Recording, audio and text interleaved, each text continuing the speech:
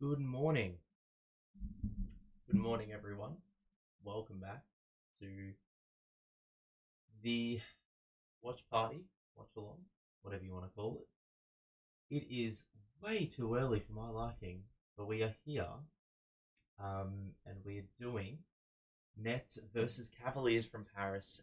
Spencer Dinwiddie was potentially ruled out with illness, but he is playing.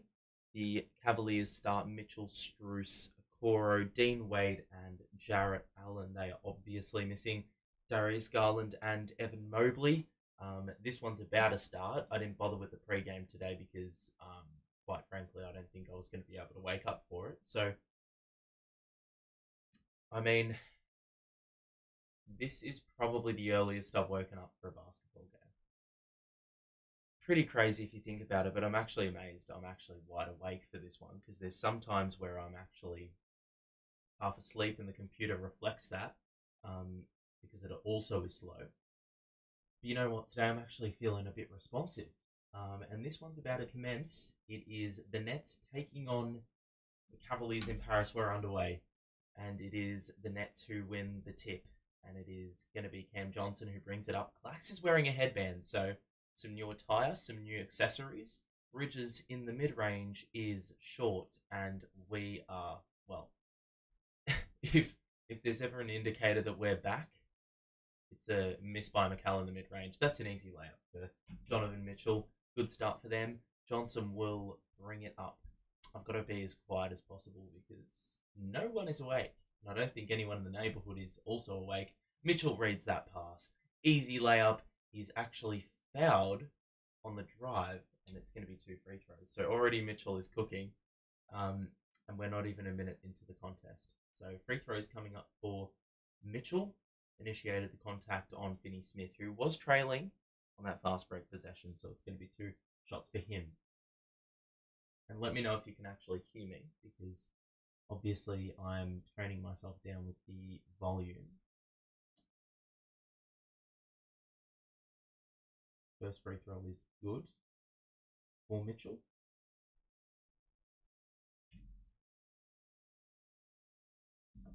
Last time we played him, he didn't have a bad start. In the last quarter, things absolutely went off the rails, though. So we've just got to hope that, well, we start this one well, but we have done the definition of the complete opposite here. And it is the Cavaliers up 4 early in the first minute. And it will be Dinwiddie to Claxton. And now he will look for the handoff. Gives it to Bridges. He's got Wade on him on the outside, and now the switch. Johnson back to Bridges. 1-on-1 with Jarrett Allen. The drive. Picks up his dribble. The kick out. We've got 2 to shoot. And Johnson rattles that mid-range out. It's Mitchell in transition. The drive. Oh, that is a very nice layup. High off the window. 6-0 Cavaliers. It has been all Donovan Mitchell in the early going. And it will be Dinwiddie who gets into the paint. The pass to Claxton. He did it all in one motion. He barely even possessed the basketball. And it's going to be the Nets scoring their first basket through Claxton. So 6-2. Cavaliers up. Nets just made their first. Donovan Mitchell is perfect from the field. He's made his first 2. Can he make it 3? No, he can't. He's well short on that 3-point attempt. So the first miss of the game. Dinwiddie will slow things up, and Claxton will set the screen. Dinwiddie, the skip pass. Bridges in the corner, stood on the sideline. How many times is he going to do that? I'm so prepared for this team to get blown out, and for me to wake up at 6 a.m. being an absolute doozy of a decision. But you know what? Sometimes you've got to find out the hard way in life, and I think this may be one of those moments. Struce on the perimeter, he killed us last time we played him in the opening game of the season. Struce on the outside. He's going to be defended by Claxton. That is great defense, and Bridges with a good box out. So a rebound by Spencer Dinwiddie. Now Bridges will pass it off because he was going to get blocked from the outside. Dinwiddie doesn't even hit the rim on the 3. And Mitchell will push the pace early. The spin, the layup is off. The rebound by Dinwiddie. I think there was a block in there as well by DFS. Spencer so passive with the drive, but he's able to score for 2 over Struce. and he scores his first basket of the game. So 6-4. Cavaliers started very strongly in the early going. The Nets have responded with a couple of makes on their last couple trips, and it is down to 2. Accor Allen, he's got Dinwiddie on him, his former teammate, of course. Accor into the paint, shoots over Claxton, scores for 2. That is a pretty tough make as well because he was running away from the basket. But the Cavaliers are 3 of 6 to open from the field. I haven't put the headset on yet because I just want to get acclimatized to the volume I'm speaking at before I put my headphones on, because sometimes you speak louder with the headphones. Blacks looking for a handoff. He's got Bridges on the wing. Bridges the drive. Oh my goodness, he got blocked. What a block. But unfortunately I couldn't see it because my screen had fucking shat itself. Struce for 3. That's out. And no, did it go down? No. It looked like it did. Very deceiving on the broadcast. Bridges for 3. That's off. Claxton can't fight on the glass to get that board. Mitchell with another rebound. The drive knocked away, but he's able to retain possession. And Accor in the corner. It's off. What the fuck is Finney Smith doing? He doesn't have that physicality for nothing. What the fuck is he doing allowing an easy putback like that? Bridges went for the dunk over Allen. And look, if you made that, I don't think I'd be able to contain myself, even though it's like 10 past 6 in the morning. Blacks the spin, left hand, doesn't get the bounce, and the board for Allen. So Mitchell pass, Accoro's left open, but they're not gonna try their luck. Finney Smith comes over to help. Good turnaround by Jarrett Allen, but unfortunately it's off. So it'll be Bridges who gets it ahead. The Nets have not started well from the field. They are 2 of 8. The Cavaliers aren't much better. They are 4 of 10, so they've had the same amount of misses. Finney Smith, good driving kick. Johnson's open for 3, and that's also off. Mitchell, a rebound. He's looked by far the player with the most intensity. Well done by the Nets to prevent that fast break. Mitchell probably could have taken it all the way by himself the way he's playing. But instead, it's ended up being a turnover, and the Nets will have possession. But we have a timeout for the first time today. It is 10-4, and it's fair to say, well, the Nets have probably not started very well in this one, which is not really a surprise. You can see Mikal has not scored.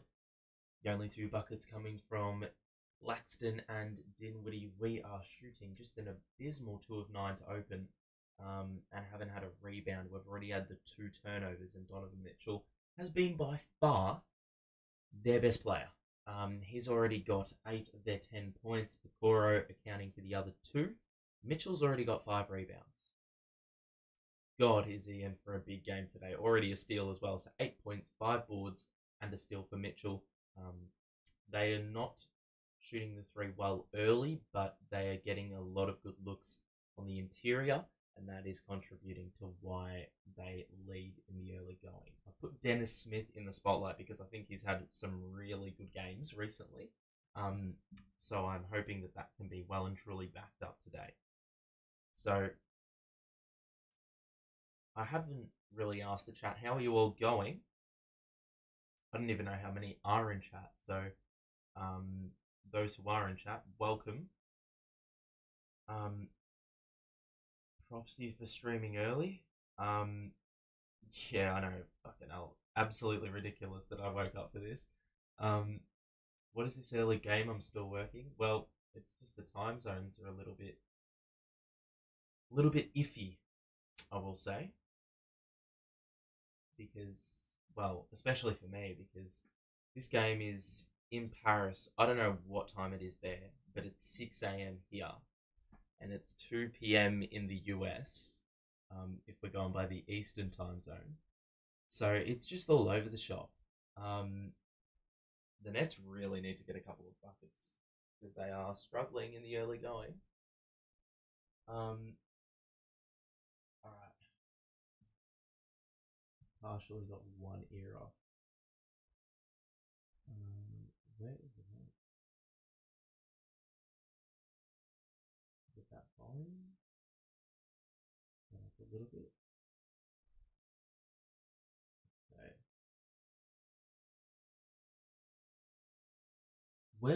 So to start, the best way for me to sum this up,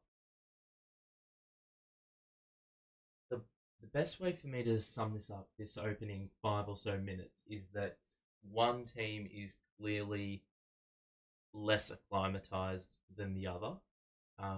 Even though we've been in Paris for a couple of days, the team's been in Paris, not me. The Nets just look so more lethargic. Unfortunately, we don't have that spark plug off the bench in. Oh my god, Royce. Fuck off, man. Royce is going to get hit with the foul. I thought he'd turned it over, if I'm going to be completely honest. Usually would get Dayron off the bench, but obviously he's out with the hyperextension. He'll be reevaluated in a couple of weeks. O'Neal is in early, so no Claxton. We're playing the small ball lineup, which did have a fair bit of success earlier in the season, but we're not earlier in the season anymore. We're halfway through. Bridges the drive, bounce past to Finney Smith, drives, and we run out of time. Come on. The Cavaliers are a pretty damn good defensive team, and Jarrett Allen is probably the anchor of all that. And it was on display there. I don't think there was an opening at all. Finney Smith forced into yet again another pass. That is the third Nets turnover, and we're not even halfway through the first quarter yet. It's Levert on the outside to Wade. Mitchell picked up by Finney Smith. He shoots on the baseline. That is a tough look, but he makes, and we don't have one of those sort of scorers on this team. Well, we do, but he's on the bench. So it's Dinwiddie on the outside. He's going to pass to Finney Smith. He had O'Neal open, but he waited too long to unleash that pass, and now we're going to have to do something a little bit more disjointed. It's Finney Smith to the corner for Bridges. Oh my god, bro. Nothing is working at the moment. We just don't have any player who's actually showing any form of assertiveness. We've got 4 points in 6.5 minutes, and you haven't brought Cam Thomas in yet. Clearly the team fucking sucks at the moment without this offense, bro. And Levert's going to the free throw line to get it up to, 10 points, the margin. Like, it's just pass and drive. There's no, off-ball screens happening. Or just any efforts to free up players. Clax is coming back into the game. What the fuck's the point? Looks like Dinwiddie went to the bench. Finney Smith is also off. And back in is Clax and DSJ. So Clax is going to play some extended time because no Dayron Sharp. But we need to see some Harry Giles minutes today. I'm not usually a Harry Giles minutes advocate, but if Dayron's out, we need to see some. We need Clax to not be run into the ground here. So Levert splits the pair at the charity stripe, and it is 13-4. The Nets need some offense, man. DSJ to O'Neal, pulls the trigger, and nearly fucking airballed the three. We don't even look like a basketball team at the moment. It's Levert on the outside. He's going to try cross up Bridges, and he threw it back to Mitchell.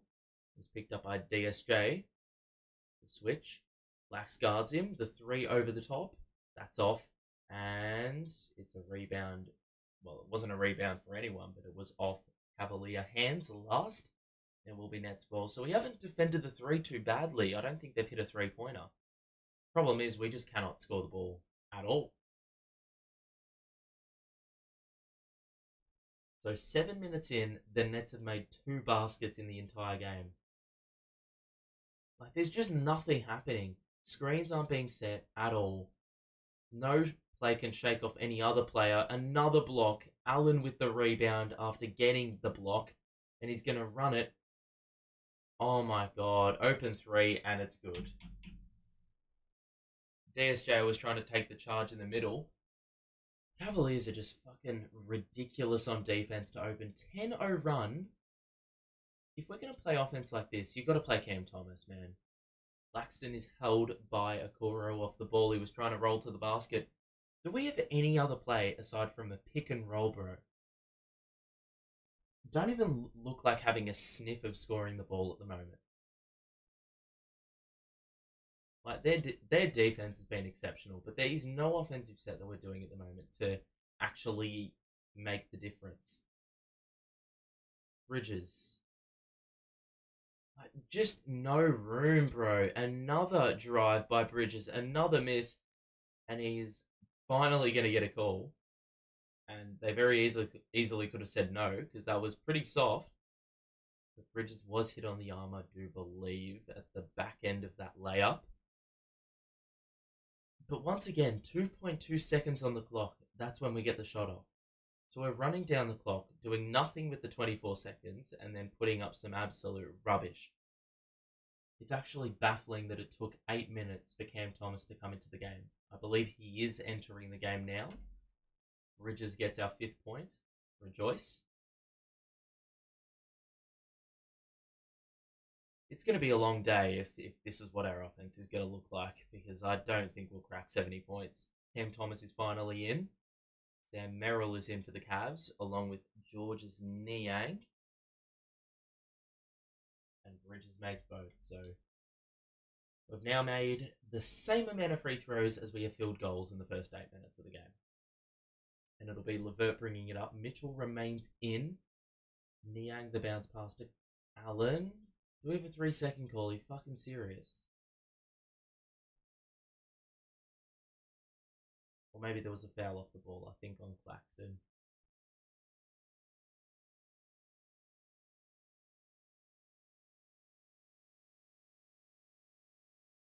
So, Mitchell to Levert.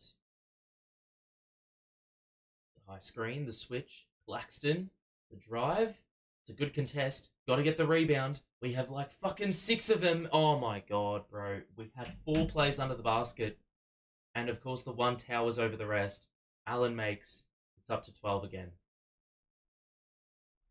Like, that's fucking trash. Seriously. If you got O'Neal at the 4, you got to be better than that. Flax is going to be guarding those switches. DSJ. Pass to Thomas. 4 to shoot. Again. Cam Thomas deep 2. Yes. And well, that's what we said. That's what we said. When holding out Cam Thomas for the first 8 minutes of the game when you're very evidently struggling for offense. Merrill for 3 on the wraparound that's off to the left and the board by the Nets. It's actually criminal. The Cavs are only up 10 because we've been trash on offense. Cam Thomas on the baseline. He hits again and the Nets cut it to 8. And it's good to see a few buckets go down, but it's to no one's fucking surprise. It's Cam Thomas ending the drought. Mitchell, change of pace, and he gets the bounce. That's a pretty smooth move. He's outscoring the entire Nets team at the moment. DSJ, the drive. Good cut by Bridges. The pass was a little bit off, though. Forced him to shoot in the mid-range, and that's off. I don't understand. That was a simple layup. If Dennis doesn't butcher the pass, Niang in transition, it's short. If Dennis just passes that ball to Mikal's midriff rather than where he was 3 seconds ago, that's clearly a foul. Then it would have been a regulation layup. But of course, we have to overcomplicate things. Bridges is like that. That space it took, or that time it took for him to recover the basketball, meant that he no longer had the opportunity, that window of opportunity to get the layup up. So then he's rolled it back out to the mid-range and fucking missed it again. So Mikal is just not shooting the ball well early. And he's taken way too many mid-ranges for my liking. For someone with that length, I mean, Jarrett Allen is a presence on the interior, but still. No excuses, man. I don't know where the points are for the Cavaliers because that only amounts to 16 points. May need to do a refresh. See what's up. Okay. It hasn't updated. That's grouse. That is grouse for me. I think in the whole arena it probably hasn't been updated then if it's not updated on here. Or it could be. Nope, it still thinks it's 16-4. So we can't actually look at the box score because I just don't know what the deal is. You will see there's only 4 points accounted for here. Bridges does have 2, and Cam Thomas does have 4. That's all I can tell you. But we just got fouled on a 3, so it's going to be 3 shots. But you can tell, as soon as Cam Thomas has come into the floor, we have scored nearly the same amount of points as we'd done in like the first 8 minutes, and we've scored the same amount in 2 minutes since CT has been on the court. There we go, it's updated. So you can see 4 of 13, but we were 2 of 11. So we've made our last 2 field goals, and Cam Thomas is also just going to the free throw line to shoot 3. So, yeah. It's been a really bad start for Mikal, though.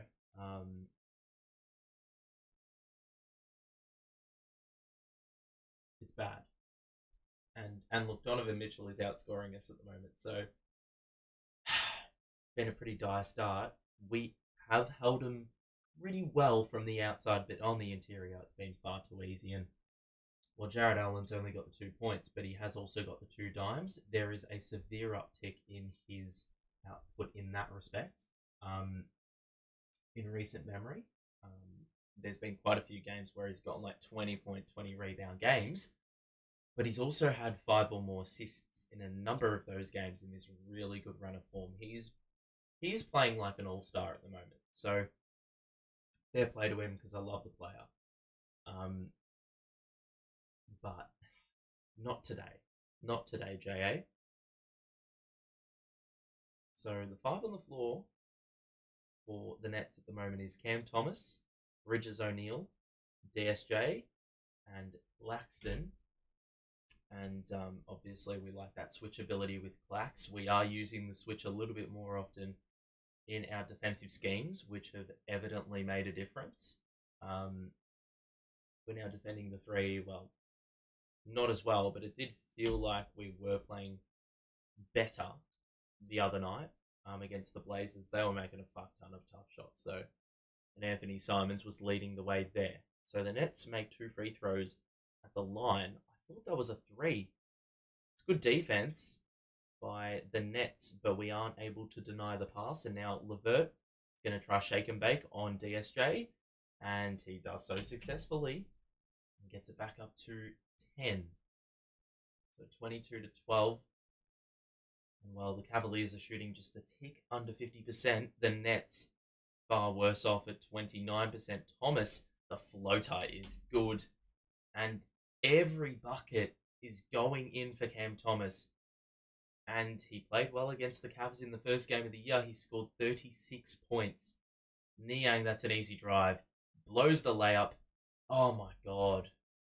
Mate, Clax has got to do a better job with Allen, man.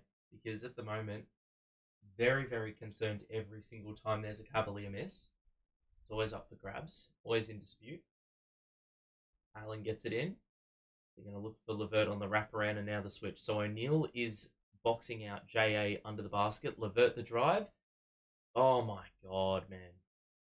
It's a foul for the... Well, it's going to be a foul going the Cavaliers' way. Claxton will pick up his first personal, I do believe. So 22-14, Levert shooting at the line. Cam Thomas guarding the 3-point threat in Merrill. I'm not sure if I'm really a fan of that. Because I know Cam can easily get shaken off. And he's usually always trailing the play. So the Nets will see Finney Smith return.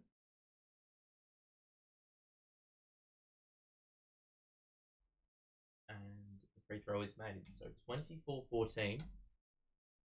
And so it's Cavaliers up 10 after they started superbly. And the Nets couldn't buy a bucket for their life. They've brought in Cam Thomas. And while they haven't been able to reduce the deficit, they have been able to stop the bleeding. It is Cam Thomas in the final minute. He's got Spruce on him. He's going to drive. He got by him very, very easily. And he scored off the window for 2 more. and he is on a tear early on. I don't know why the scoreboard on Yes says 14 to 4. It's clearly 16 to 24. Levert the drive, misses the layup, rebound Allen, and he's fouled. Are we gonna fucking learn?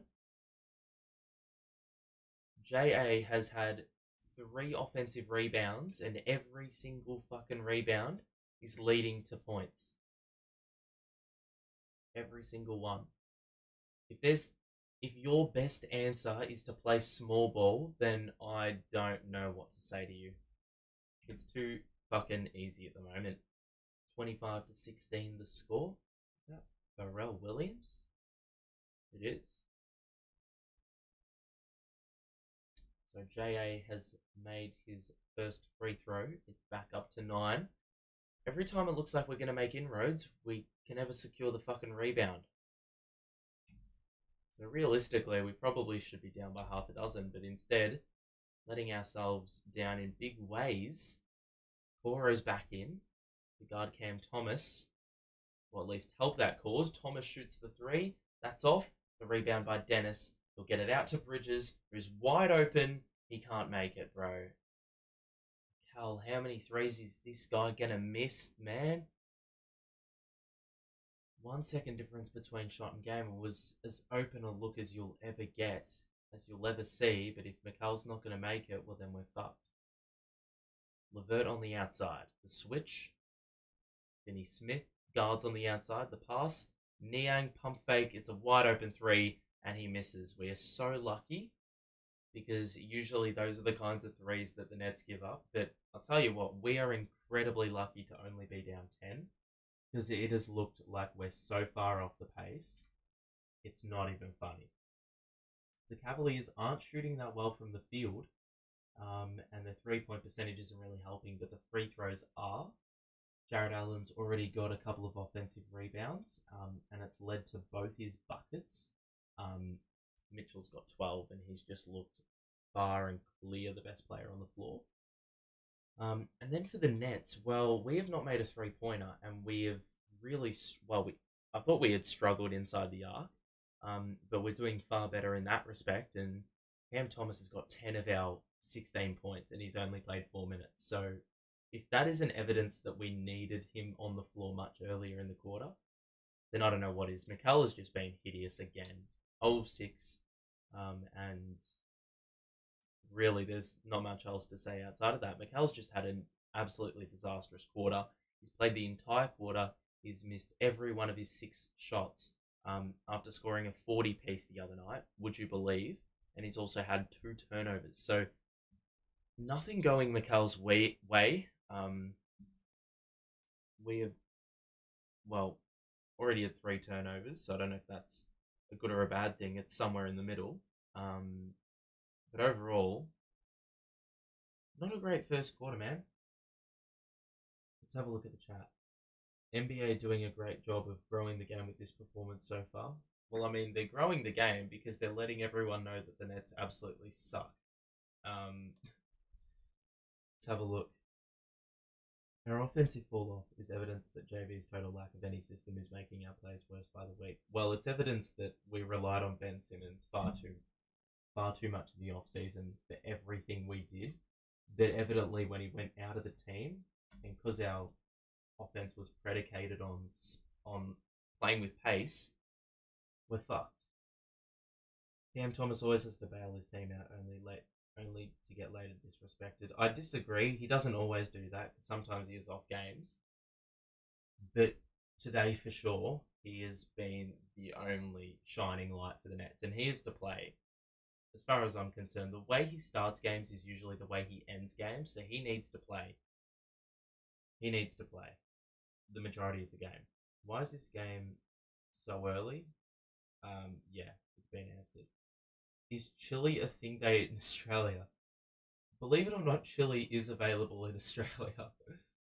Cam Thomas looks like the only one on the floor that doesn't look like they're shitting themselves. Yeah, I think that's a great way to sum it up. Defensively haven't been too bad. It's just the offense fucking stinks.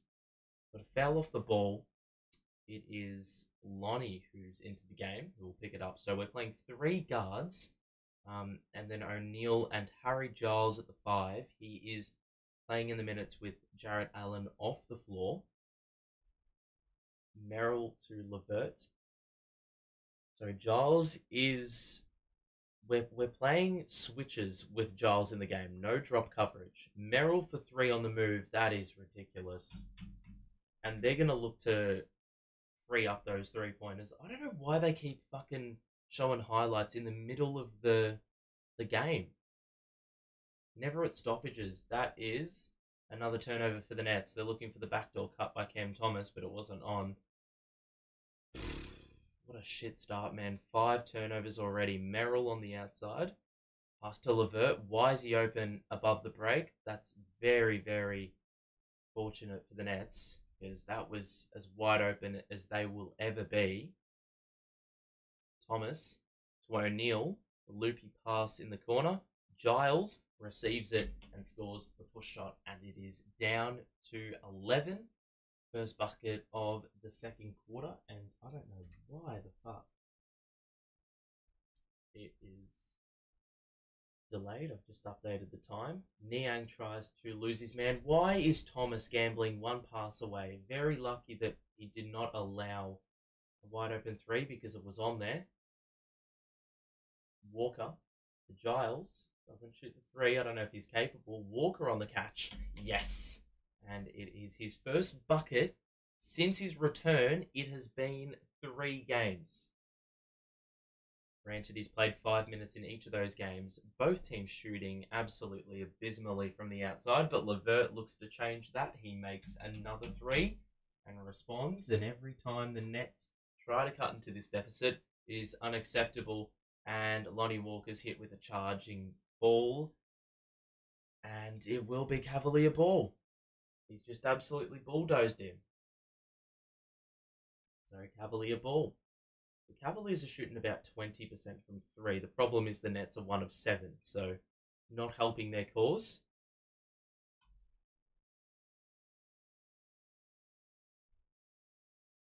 Niang to Levert. The drive. Levert flings it back out to Niang, pulls the trigger, and that is good as well. Oh my god. Dinwiddie's back in for Dennis. That is just... Why are we doing this, man? Thomas the drive and the layup, and that's off. Giles can't get the board. The rebound for the Cavs. This is looking dire very, very early on. Kick out to Accor in the corner. Now Merrill. Drive on Dinwiddie. It's good defense. Levert. We nearly fucked it up because Accor was open on the weak side. Levert shoots over the top. Accor gets the long rebound. He blew the layup, and we have to fight for it on the floor, and somehow we have 3 Nets right there on 1 Cavalier, and for the second time today, we do not maximize the advantage we had. 3 on 2, whatever. So, Thomas and Accor in the jump ball. Finney Smith is back in for Giles. Why does our offense stink now?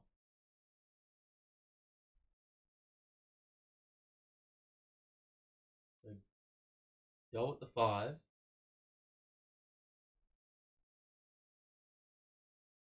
We just have not been good enough in the early going. The tip is won, well, it was won by the Cavs, but O'Neal was the only one who seemed to want that basketball. So Dinwiddie on the outside, picked up by Thompson. Watch him shoot a 3. Watch him shoot a 3. He's not going to drive it. Well, he does drive it. Pass to Finney Smith. Just lost the ball. I don't know how a guy so physically imposing does not know how to shoot a fucking layup, bro, and use that size. It's actually ridiculous.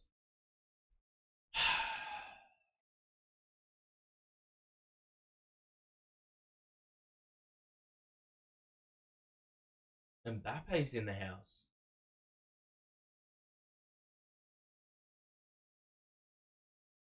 So 2 free throws for Accor. God, we've started like trash, bro.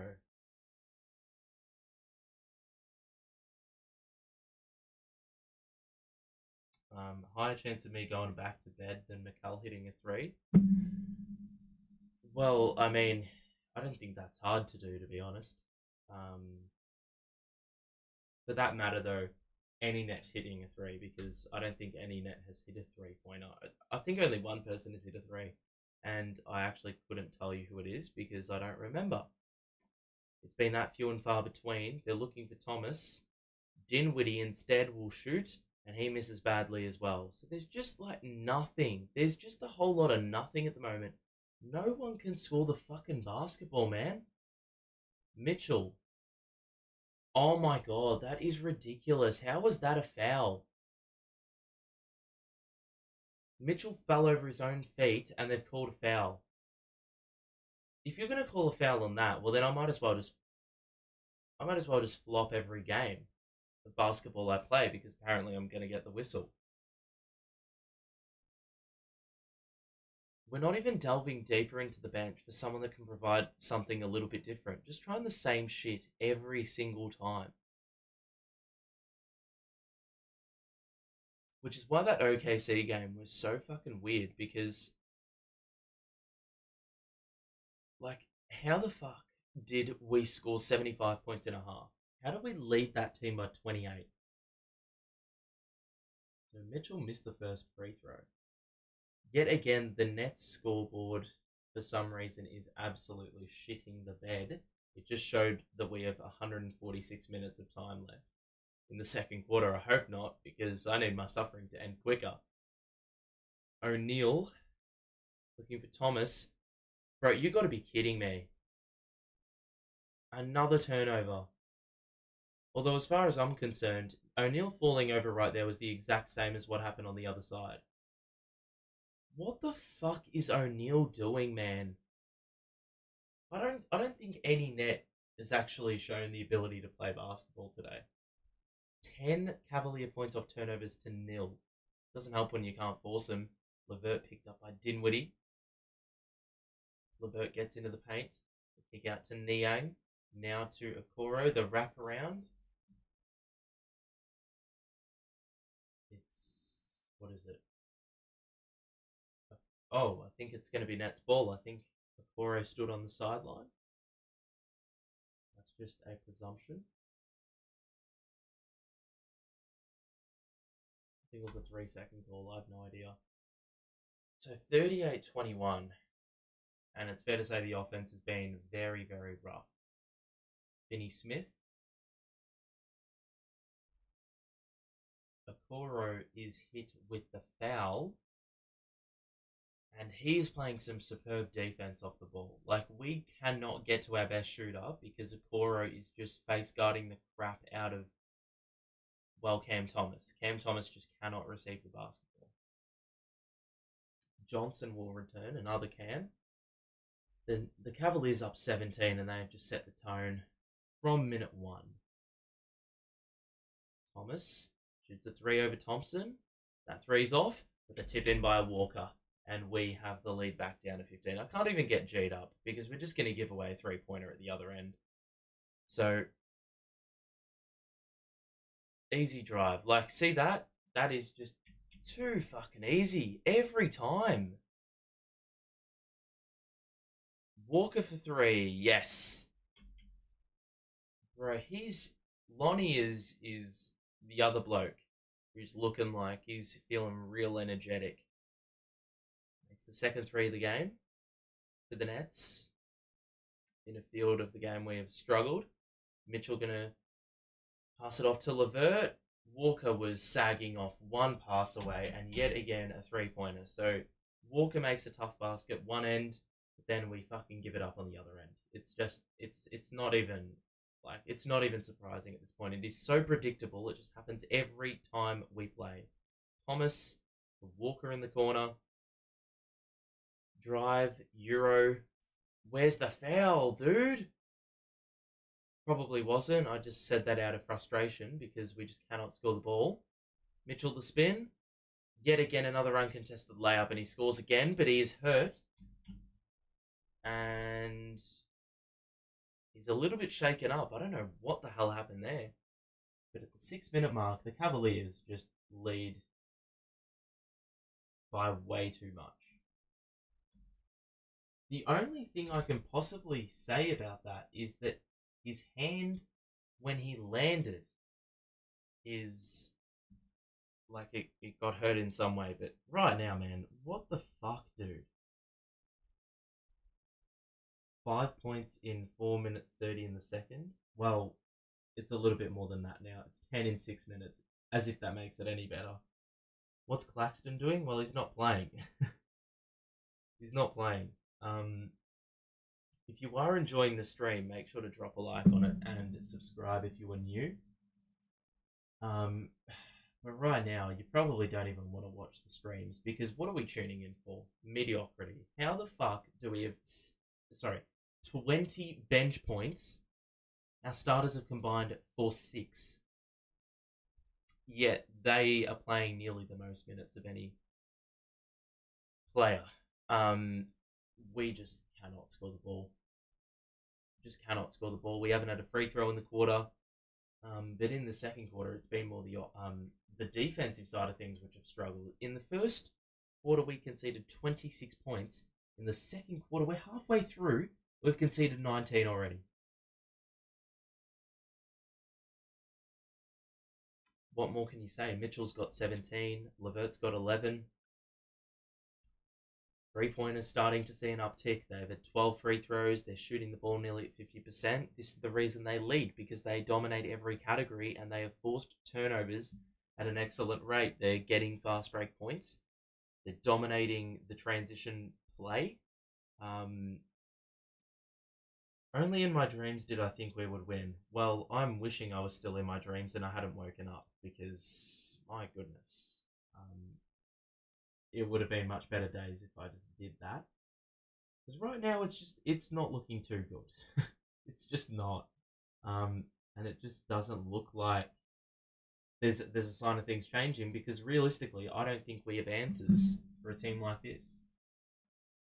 The reason we go into games with the same false hope every single time is because this team goes and does shoot around, but the problem is they're playing an equally mediocre group of defenders that inevitably, when they come up against a good defensive team, they don't know how to handle them because they're so used to fucking practicing against equally mediocre defenders. It's no surprise. We suck on the defensive side of the ball, man. So we actually suck even more on the offensive side.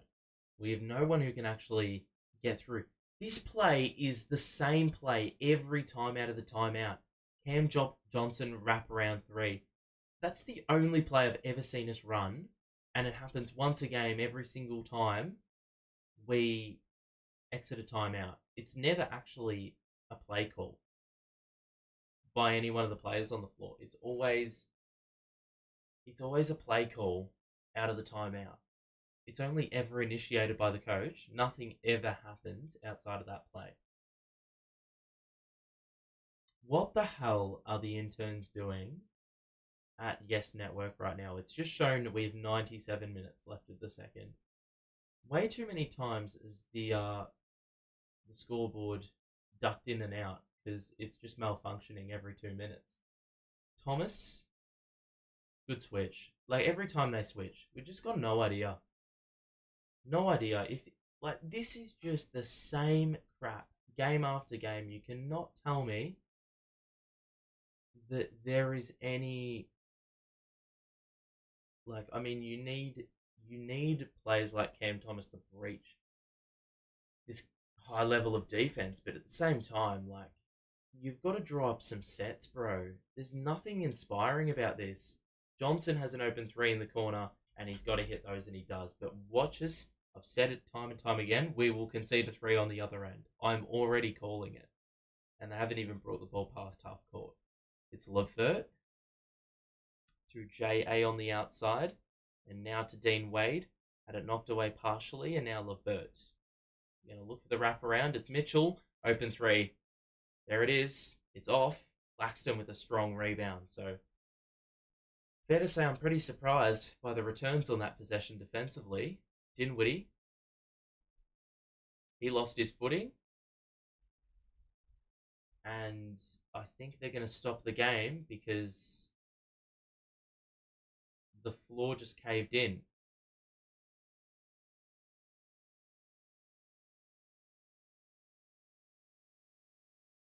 So the Nets will get it on the side. And they're cleaning the floor now because that was.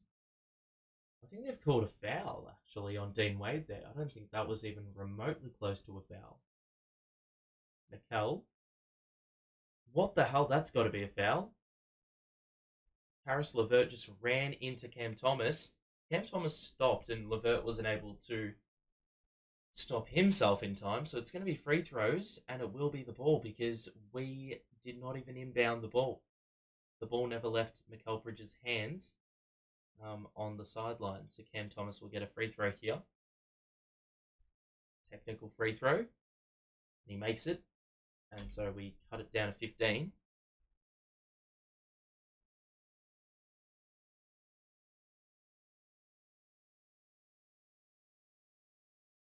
So Claxton. Oh my god, bro. How many times, dude? How many times, man, are we gonna fuck up a handoff every time? It's actually crazy how we don't use the screen properly or how easily opposition defenders can get over our screens, bro. Because it feels like we're facing the Great Wall of China every time we try to get around a screen. But then with them, it's like they're walking through stadium security. Like there is none of it. Like it's just trash. Mitchell in transition, knocked away by Dinwiddie, and it's gonna be Cavalier ball. That's a good stop by Spencer Dinwiddie because he was the last line of defense. I mean, we had numbers running back, but Mitchell downhill is a pretty scary prospect, I will say. It's LeVert in the corner. Out to Mitchell, picked up by Bridges. 4 minutes to play in the first half. The no-look pass to Jarrett Allen. That's too easy. It's just too easy, bro. Playing more small ball. Clearly that shit's not going to work. Well, actually, no, we're not. But it feels like we are. And Thomas tried to chase up the steal. Didn't happen. Oh my god, we just have bodies in the way and they just don't. Like, Cam Johnson there, getting hit with a blocking foul. He's not even impacting the play. He's not even, like, fucking trying to play defense.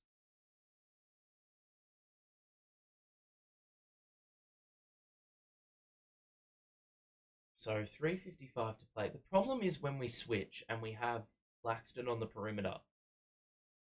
Usually you want defenders that can block off those passes and are going to sort of fight to get the steal and deny that entry pass. We don't even have a player who can do that. We're one of the worst. We are the worst team, clearly, for forcing steals. So if you can't get the steal, it's going to just be an easy dump off. And you're always going to have an easy basket under the basket. Because we're never denying that pass, ever. Bridges has not scored a field goal. He's going to try to change that with this mid-range. How many times do we need to say he cannot shoot the mid-range well at the moment?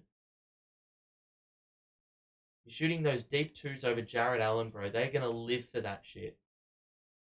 And Allen just picked up another... Well, he's gotten another free throw. Another set of free throws because of a foul by Cam Thomas.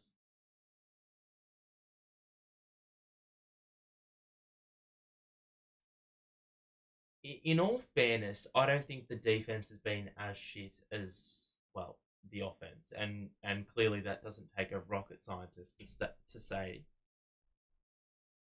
Because, bro, like, when we're not actually, well, the second quarter of the offense, fair to say, for the Cavaliers has been far better than the first. But bro, the defense I think is partially predicated on the offense. The offense just sucks, and every single time the Cavaliers are breaking out in transition, we don't have a sniff. They have got 16 free throws already. and it is partially because of the pace they're playing with. Bridges is going to back down Mitchell. He shoots another jump shot, but finally converts one on the baseline and cuts it to 19. But I really don't know how we're going to claw back into this game. We're going to have to play a second half for the ages, bro, to get this one done. Merrill, easy pump fake and open three, and he hits. How can a team just be so shit?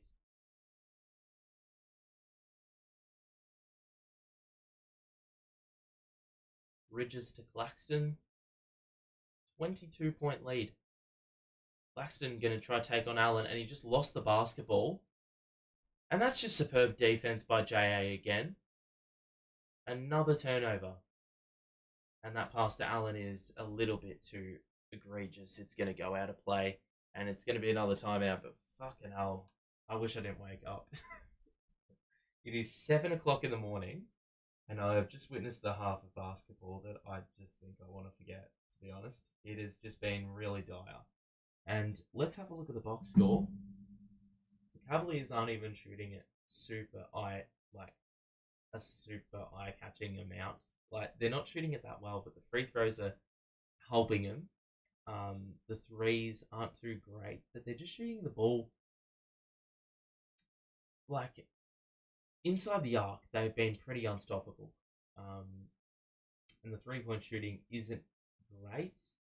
They've gotten 5 threes from their bench. So the starters aren't really holding up that end of the bargain, but this is the issue, man. There is no way this can be your balance, right? How do you have 21 bench points at this stage? At this stage of the game, you have 21 bench points, and you've only scored 32 in the game. How does your starters get outdone like that? Like, that's embarrassing. You've got Lonnie Walker in 6 minutes scoring more than nearly the entire starting lineup. At that point, what more can you say? And it's because they're two players that can actually show that they can score pull-up jumpers and contested pull-up jumpers. The rest just can't. They rely on open shots, and they rely on teammates to set them up. There's just not enough being done. We're not we're not holding them accountable at all. Cavaliers, as we said, they're not shooting it great, but they are shooting it far better than we are. And it's the free throw number ultimately that's killing us. We've already had 9 turnovers to their 4, so we'll really come to terms with all of that at the half. Let me just quickly update Dennis's stat line. Not quite as eye-catching as it was in the previous game where he had a double-double. So they've got Mbappe, David Beckham's in the house, Ronaldo, Channing Frye, all incredibly equal names in popularity. Adam Silver's in presence. We just look shit, bro. We just look trash. I don't know what the fuck JB is going to say about this performance. Oh, the boys came out lethargic again. Oh, Jesus Christ. You can only say the same thing so many times in so many different ways before you run out of things to say. Dennis, Lonnie, Bridges, Claxton, and Cam Johnson, the 5 on the floor. We have a foul off the ball. It is going to be Bridges at the line, and that's where he's gotten his only 2 points from in this game. So Mikal will shoot 2.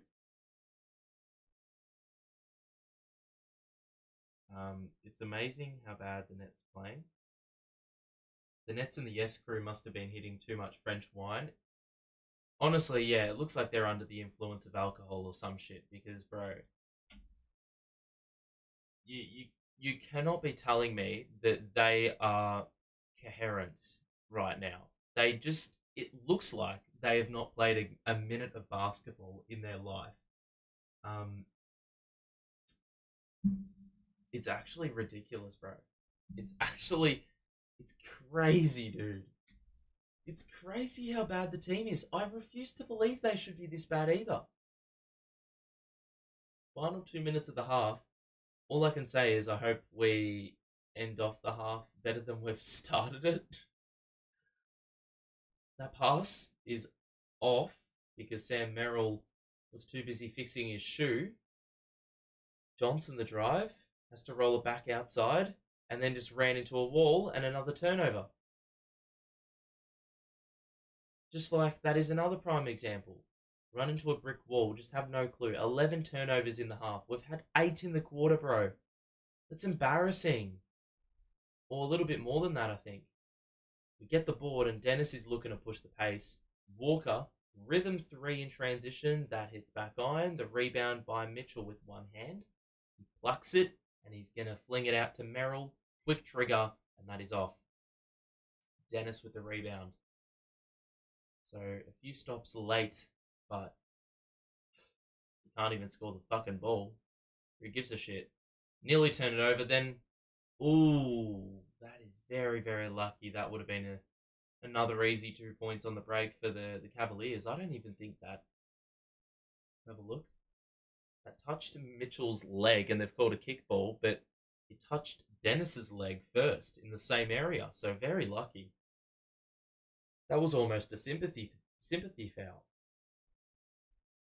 Or sympathy call. It wasn't a foul. So Dennis, Claxton, now to Walker on the wing, gets into the paint. He just turned it over again. That's number 12. Mitchell the drive. The layup is off. The rebound is also no good. It was... What? Was that another foul? If so, I can't be asked. What? The Nets were out of bounds? What the fuck? Merrill had his shot partially blocked, then Dennis blocked it under the basket, and the Nets can score in transition. You got to score in transition, please. Johnson, oh my god, another fucking miss. Are you taking the piss? And then Johnson tried to fling it off Merrill's legs, but then wasn't able to rake it in. Bridges is able to recycle a possession for us. That just sums us up, bro. In transition, you have the outnumber, but of course, it is about fine margins at the moment. That pass was unleashed at the wrong time. Cam Johnson should have maintained or created a bit more separation before Bridges let that pass go in transition. Instead, Levert was able to cover 2 players and buy time before more Cavaliers players got back. Another turnover. Oh my god, it's just embarrassing.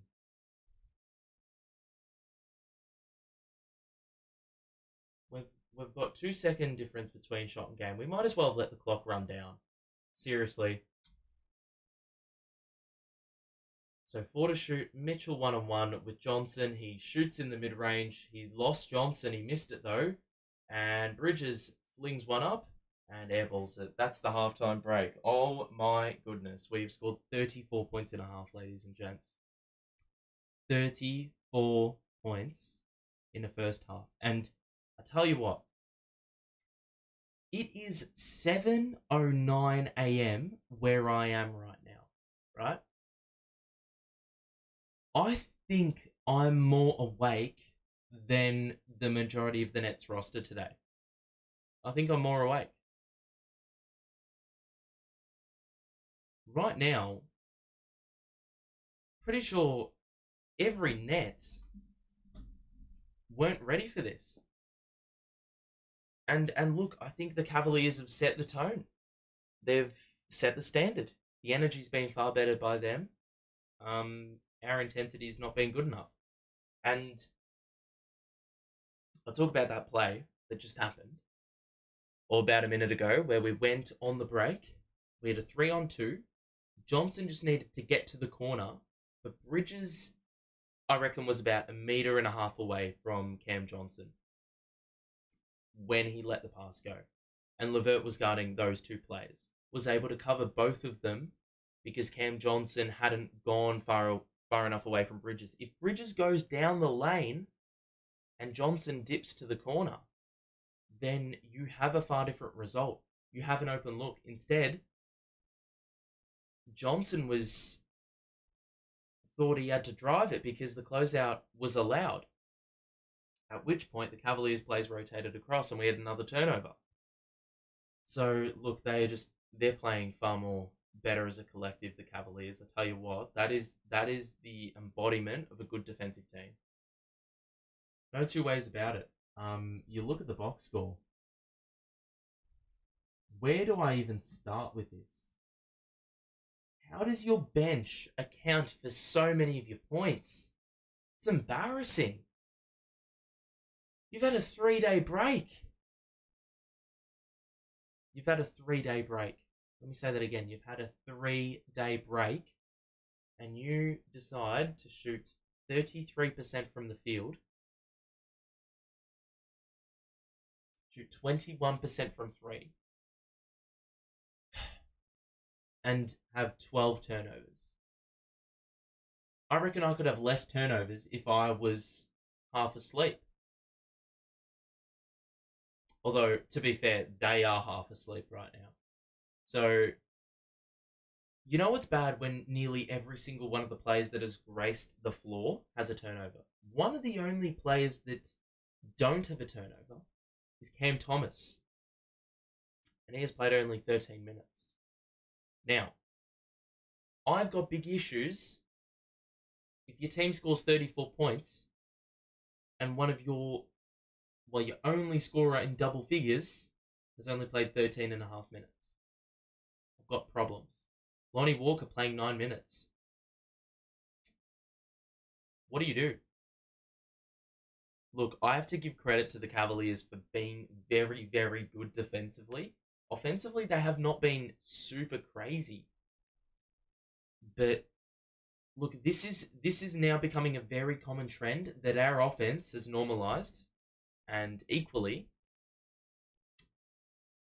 we the defense is better. The offense is rubbish. It's actually crazy how well we started the season offensively. You look at how many 120-point games we had. We lost a few of them because we conceded 130. Now we're only conceding 50 to 55 points in a half, which was the issue initially because we couldn't hold teams to that standard. But now we can't even crack 40 points. That is a huge problem. That's a very big problem to have. When you've got your supposed cornerstones doing this rubbish, what do you even say, bro?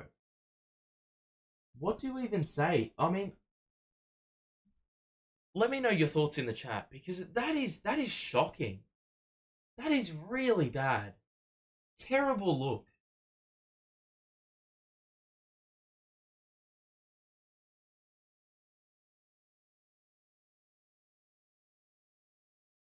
These guys are so bad they'd lose to a CBA team at this point. Well, I'll tell you what. I CBA at the moment. I can't be asked. I can't be asked, bro. It's you set me up well for that. That was a nice little alley-oop right there. I can't be asked. Has JV lost the players? No, the team just fucking stinks and there is no answer at the moment. The only reason we've got 19 points from Cam Thomas and Lonnie Walker is because they've been able to score contested jump shots. And they've got that shot creation about them. That is it.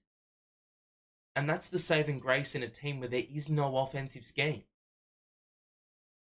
If you don't have an offensive scheme, then the players that are very reliant on cuts, open threes, setups, they're going to be screwed. If you don't have players that can play make and score the basketball, you got no hope.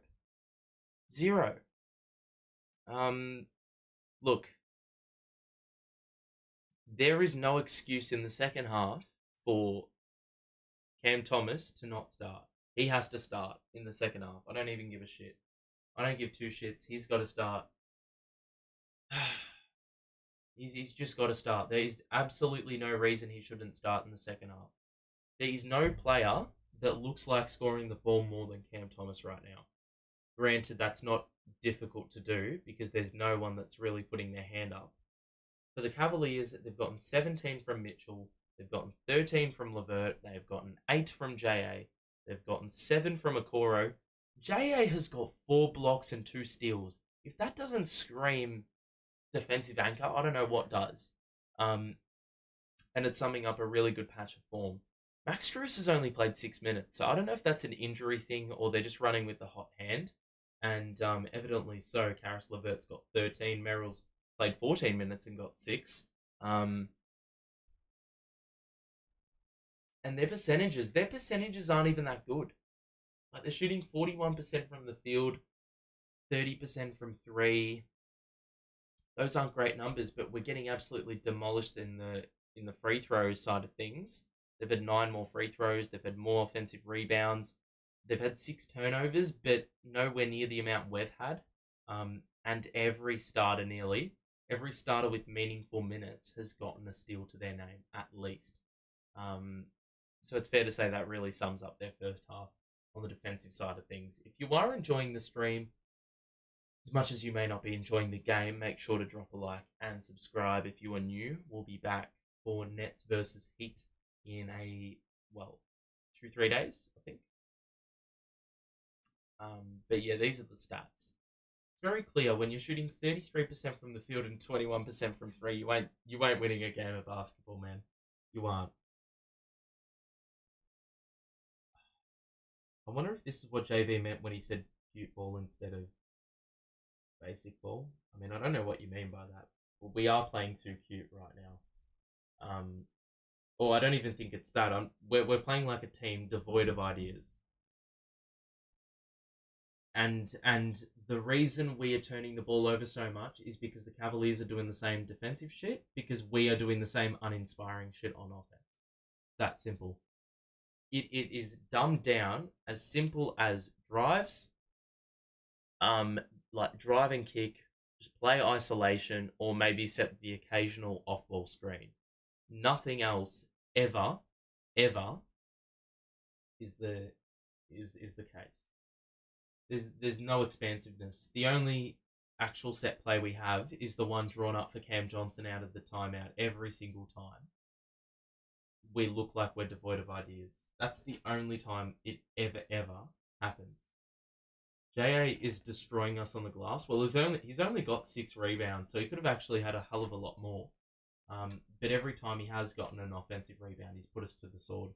Jarrett Allen is destroying us on the glass. I read that. I miss KD. He would have demanded JV's sacking. He probably would have, you know what? But KD would have been able to mask the flaws in JV's coaching. Because KD is greatness. We don't have a player like that can exploit, paper over the cracks, should I say. I just went down to the team ranks because I just want you to take a look at the turnovers, what we average. We are 6th for turnovers per game and assist turnover ratio at 6th in both, right? 12 turnovers and 2.2 assist turnover ratio. Remember those. We have only had 8 assists and we've had 12 turnovers. That is atrocious. And for context, so we said we have a 2.2 assist turnover ratio. Now, if I do assist turnover ratio today, it is 0.66. That is awful. You're having more turnovers per a basket, like per baskets on assists. That is so abysmal beyond belief. I don't think it has to do with facilitation. I think it just has to do with us not being able to score the basketball. And to be fair, we're playing a lot of isolation basketball. But that's not surprising. We've also, when you remember those stats, 12 turnovers per game we average, we've had 12 and a half. So, got to give credit to the Cavs as much as you got to discredit our first half because we were shit. But my God, that almost is the worst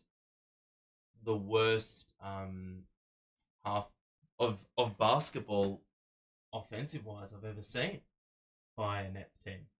And we got pretty close the other week against the Pelicans. I didn't think it was possible to happen again, but here we are. And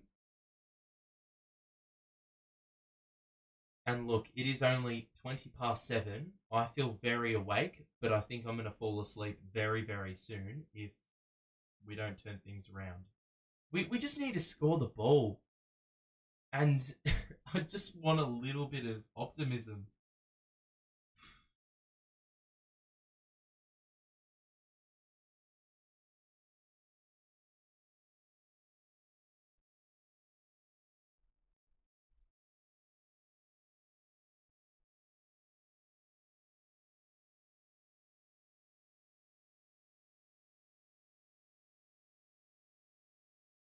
We actually, I think to call us an NBA team in this game specifically would be very generous. I don't think we look anything reminiscent of an NBA team at the moment. There's no cohesiveness, there's no direction, and there's no identity. I don't know what sound I just created there, but we have no identity. And I've just seen a tweet that really sums it up from Billy Reinhart, good follow on Twitter. This is not NBA level offense from the Nets. Poor spacing, horrific vision and playmaking, bad attention to detail, and poor utilization of the team's talent. It is not a JV problem. It is an everybody problem. It's not down to one individual. It is an everybody problem. Because part of it is the scheme, right? The play calls, the what you've been habitually trained to do, that lacks heavily, right? But it is also on the players to make the right shots, give the right players the right responsibility, know when it's your time to go, and also be able to execute and be able to withstand the pressure, because I don't think the Cavaliers are going to let up defensively. That's always going to be there. So we need to be able to do what we can control, and it starts with holding yourself accountable. I'm very interested to hear what the halftime talk was, because my goodness, that first half, if that doesn't get any players in the dressing room fired up, then I don't know what does. This has been the problem in the losing streak, right? Since we've fallen off a cliff, we get annihilated, and that is why last game, a lot of people were saying, "Oh, this is a moral," or like to take moral victories away from this game is dumb, right? It's it's ignorant. Like we need to be winning those games against the Blazers, blah blah blah. But I was taking that game away as a moral victory because we actually were in the game. And believe it or not, I think a lot of people took that game for granted, because in the midst of this struggle has been a lot of blowouts. So to play the way we did the other day was actually considerably good, and it probably indicates the sort of level we're playing at right now. We're playing like a bottom 5 team in the NBA. And that's why we're stacking up against teams like the Blazers. Mitchell was fouled by Johnson as we return for the second half. And it looks like Strus may be injured because they're starting Sam Merrill in the second half. So I think that could be an early exit for Strus. I don't actually see him on the bench either. So free throws for Mitchell. First play of the second half.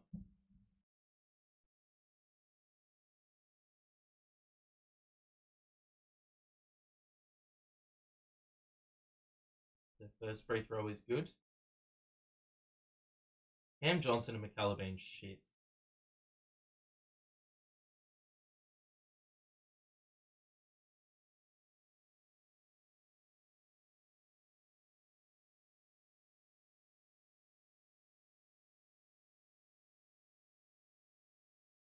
Mitchell misses the second.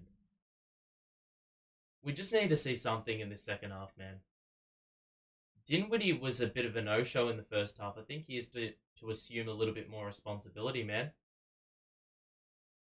3 off for Finney Smith. Probably going to be more of the same, ladies and gentlemen. Claxton, Accor, the 3. He hits. You know it's bad when Accoro's hitting 3s and none of your actual good players can even hit a basket. 24-point lead. If we aren't prompted to do something in the next 10 days before the trade deadline, then I don't know what the fuck we're doing. Johnson for 3, that's off.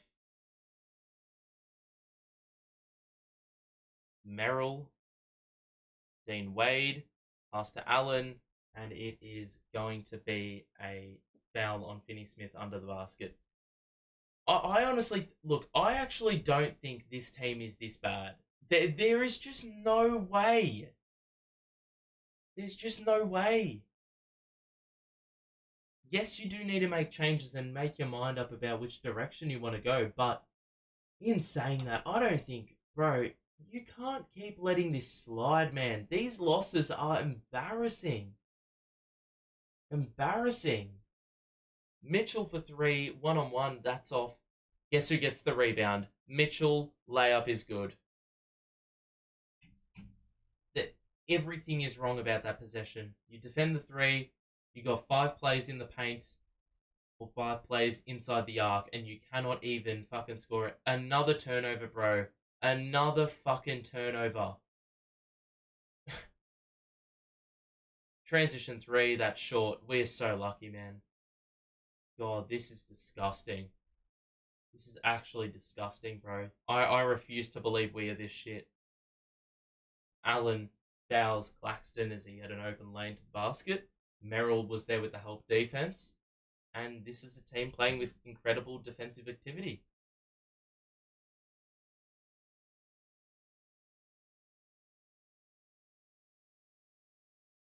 Why the fuck did he not start Cam Thomas in the second half, bro? I reckon a lot of the Nets fans who were here in the first half have just pissed off.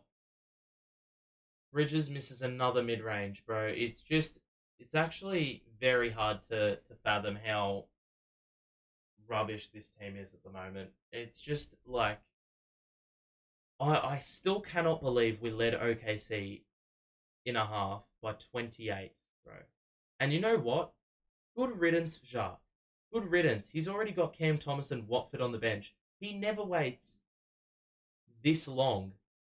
And by this long, I mean this little. Bridges finally has an open 3 and hits. Why is he doing celebrations to the Nets bench? Bro, you're down 23.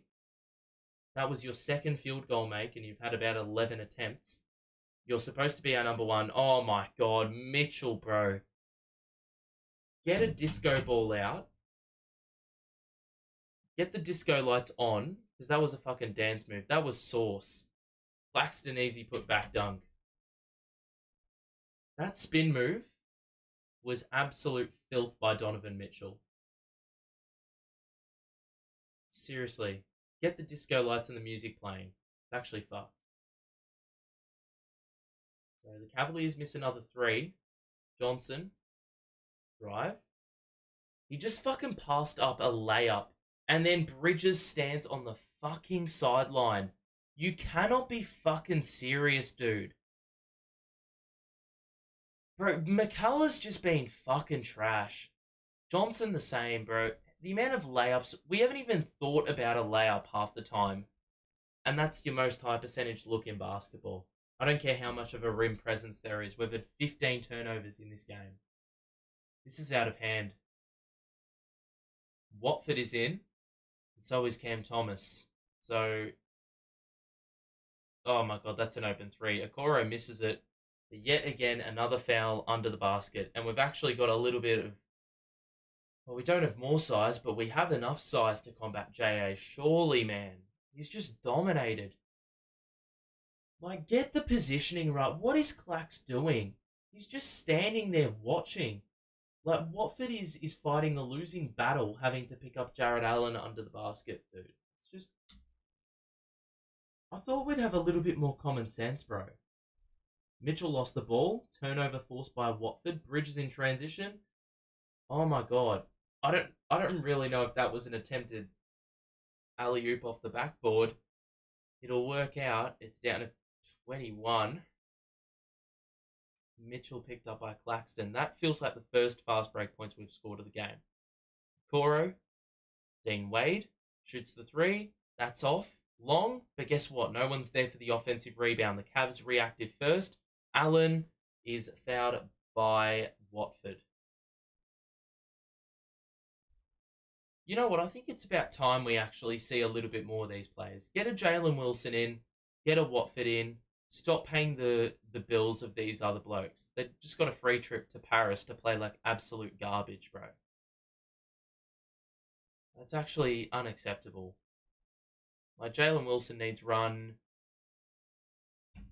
Watford needs run. Cam Thomas needs run. Enough of the same shit, bro. Enough of the same shit. Got all these players that aren't playing well in a system that doesn't suit them. You've got to get rid of the coach. Just fucking tear it down. Just tear it down as much as possible. There are some players that you need to keep though. Don't go full on fire sale because there's some good players in there. Just Johnson has an open three and he just missed it badly. Watford chases up the rebound. Johnson the cut, blocked on the layup, and there is a foul. And it was Allen who was getting ready to pick up another block, but instead he's going to pick up another foul.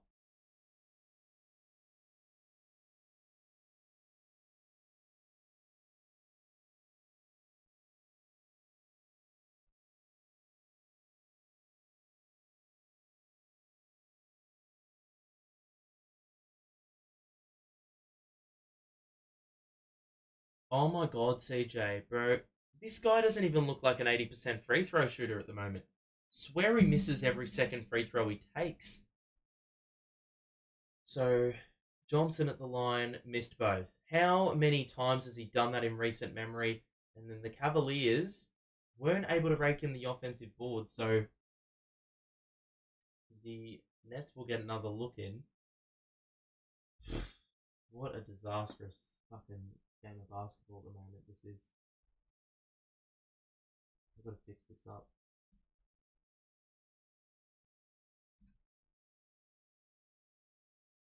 So Thomas into the paint. The right hand is short. Johnson the rebound. Bridges the three. That's off as well. And the rebound. Oh my god, how is that not our ball? See, look at that. You've got Donovan Mitchell chasing up rebounds against Nic Claxton, but you don't have four Nets chasing up a rebound against one of their Cavalier players. Like they're playing like we don't look intimidating at all. Okoro's blocked by Thomas. That's good defense. Bridges. Like we don't look threatening at all. Thomas the drive. The layup is off. The rebound by the Cavs, and it is a 4-on-5 because Thomas is trailing the play. Dean Wade the drive. The extra pass. Allen fumbled it, got it back, and Claxton is hit with a goaltend.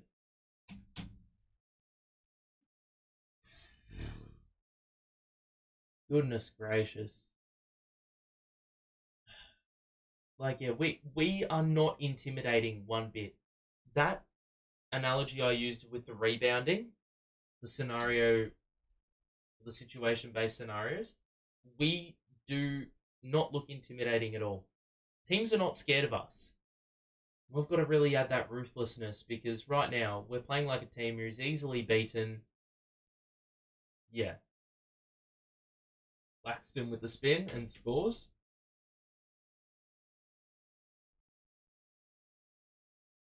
It just really sums us up at the moment.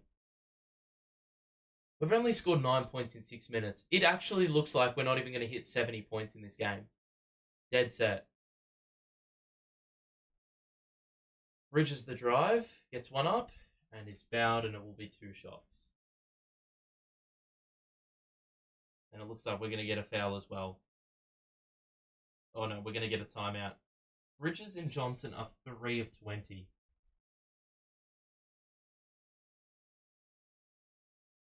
Shocking.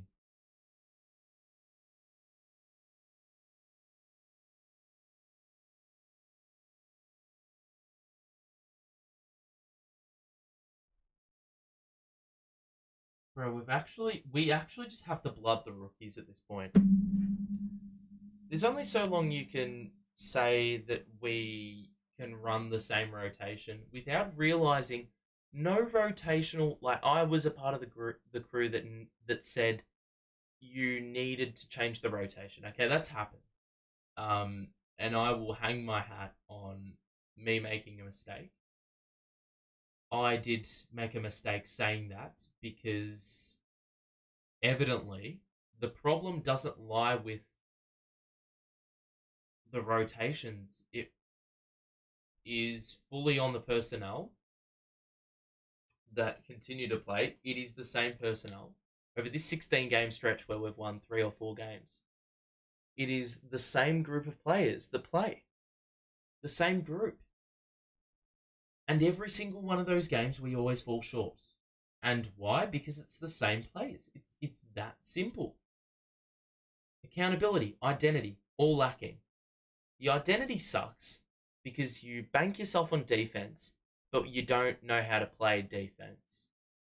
Team basketball, you don't do that. Playing hard we're not embodying that anymore. We were in the first 20 or so games, but we're not now. Best believe. Yeah. That is the situation we're in at the moment.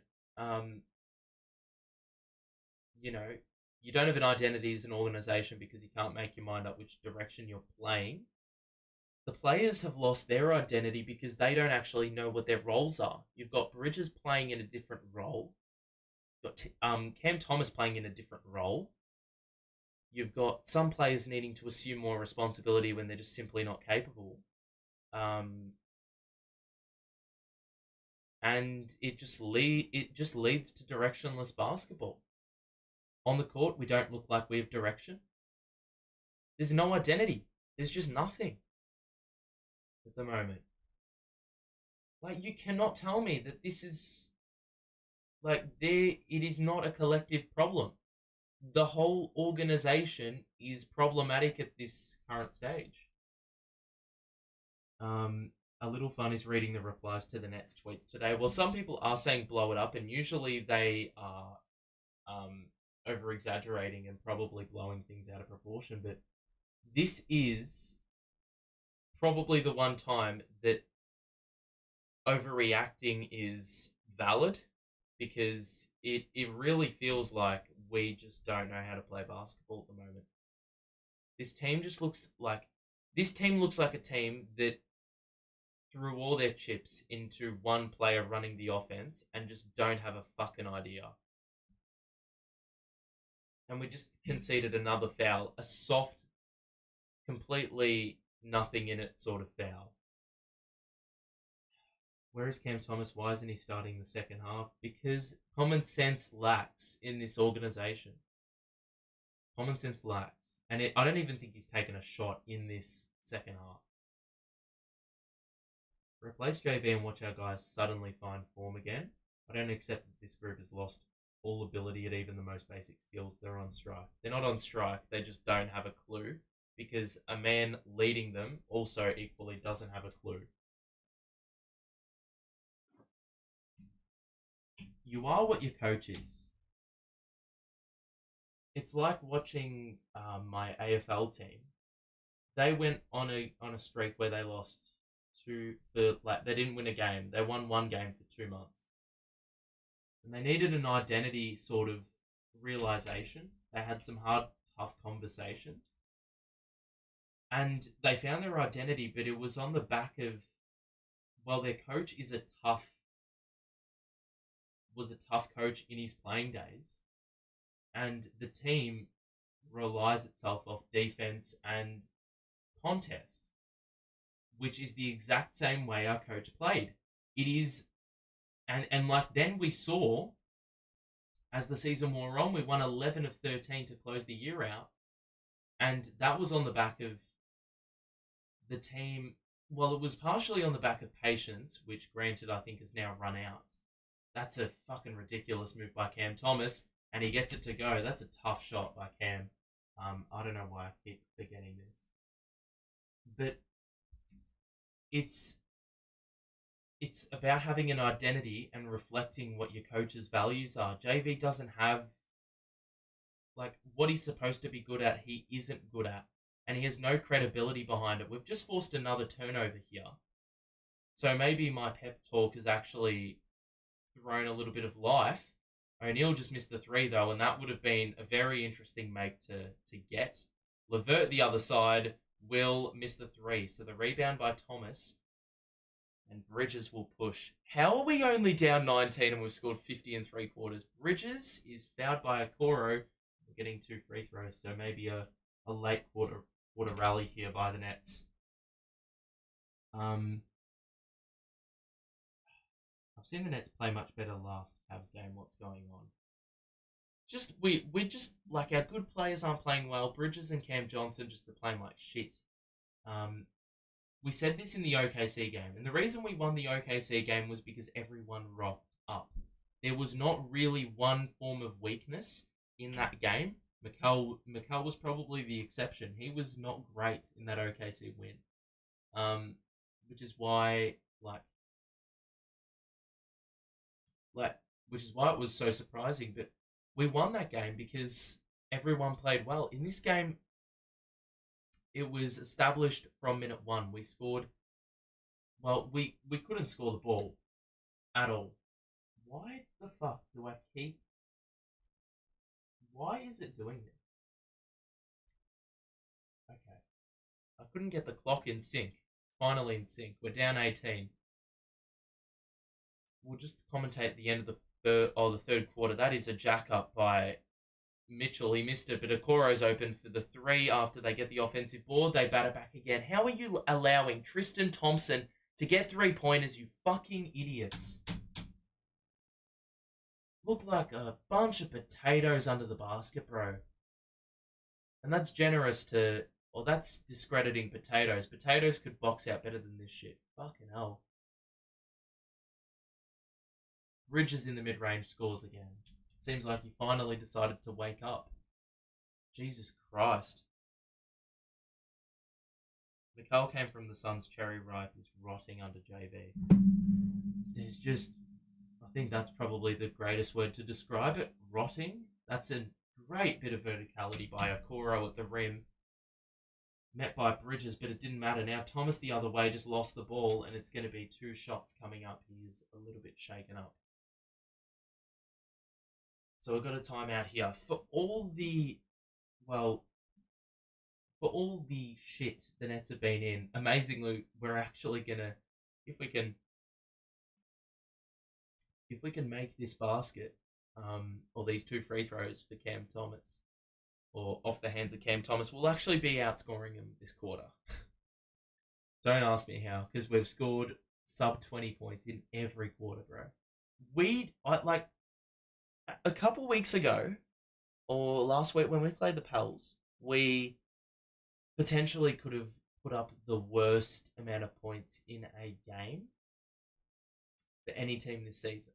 And that mark was set at 82. I mean, that number is under threat now because it doesn't even look like we're going to crack 80 at this rate. But at this point, you've got to make your mind up. Which direction are you going in? Make the call. Make the moves needed. You've got a bunch of players on the team who aren't delivering. Get rid of them for draft picks and then actually get in some players or bring up the players that potentially deserve more time. These players are biding their time in the G League, and they arguably probably have a little bit more skill level than the starters. I mean, Jalen Wilson's got to get a crack. Um, Noah Clowney's been playing well in the G League, and he played well when we came up against the Bucks. That team played more cohesively than this one, which is concerning. What the fuck are you doing shoot around for? I saw this team was practicing in Paris, and I was like, well, great, they're finally deciding to work things out. No, they're not, because they're still fucking idiots. They don't know what they're doing. If this is the best your team can put up, then your coach is a problem. If you keep losing in this manner, your coach is an issue. It's really that simple.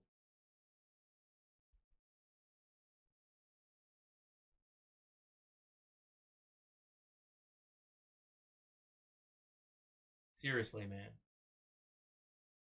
Like seriously, you could have spent the money to get Jalen Wilson over here over Ben Simmons. Come on.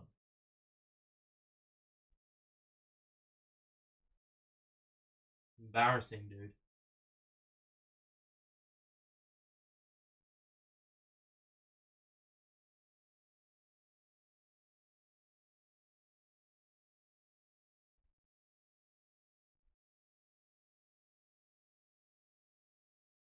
Alrighty. So it is 73-52. The Nets have two free throws after the timeouts. We will look at the box score three-quarter time. Look at the grit and determination the Blues have under Vossi. JV is the Teague of the NBA. Well, you're probably right, because both of them were interims. Who will win the fourth quarter? If you're talking about who's going to win the game, I mean, I probably could have told you the Cavs were going to win it at quarter time. Cam Thomas makes the first free throw. We have one free throw to come with 3 minutes to play, two and a bit. Cam Thomas makes both. So it's 19 points, amazingly. We've only scored 54 in the game, and against the Cavaliers, who would have thought?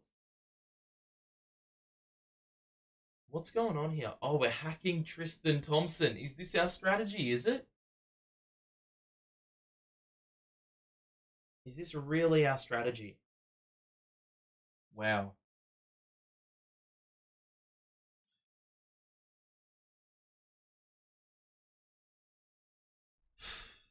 My God.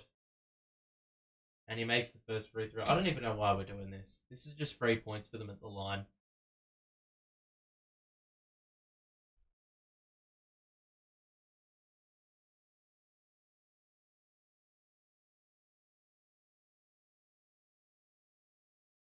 Oh my God, he airballed it.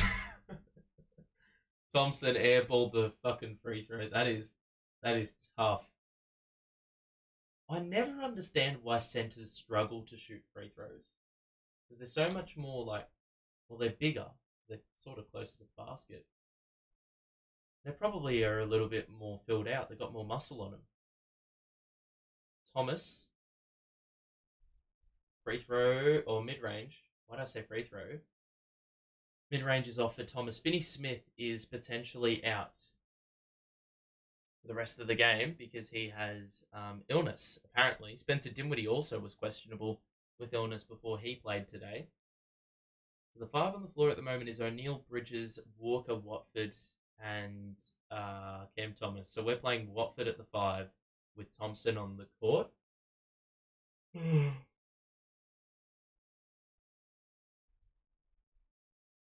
So free throws for Thompson. Why are the referees getting together? God, Tristan Thompson is 33% on the season. That is rough.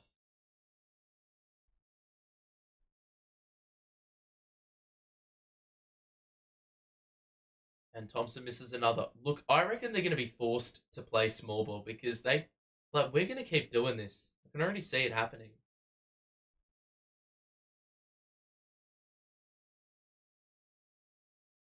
So Thompson with another free throw.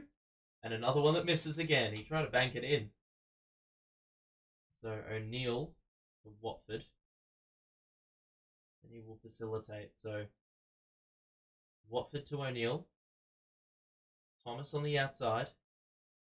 Gonna drive. Euro. And that's a foul. And he usually would get those to go, but I guess that's just a byproduct of things just not going our way in this game. So free throws coming up for CT. Cut it down to 18.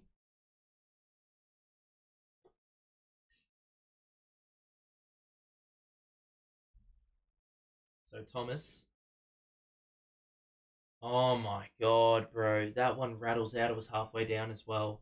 If you can't make your free throws at the other side, then we might as well just not hack Tristan Thompson. Jarrett Allen is back in, so we can't play that hacker Thompson. Oh my god, bro. He missed the layup, and yet that looked closer than the 2 free throws that he also missed. So we're 12 of 17. We started 7 of 7. But we've made 5 of our last 10. That's well read by the Nets. We're able to knock away the roll action, Walker the drive, and an easy jam for 2. And so it's down to 18. Walker with the make. And he's looked really good. He's looked really lively today. Mitchell moves through. The layup is good. No answers for Mitchell. They haven't really been aggressive feeding him the ball in this game, to be honest. Thomas. Screen. Switch. Got Merrill on him. Screen by Watford. He just threw that one out of bounds. But it was knocked away by Niang. So 7 to shoot. Tony Parker and Beckham in the crowd. On the receiving end of that pass. Thomas shoots another deep 2. And that's fouled. And Allen is confused by that call. It's going to be 2 shots.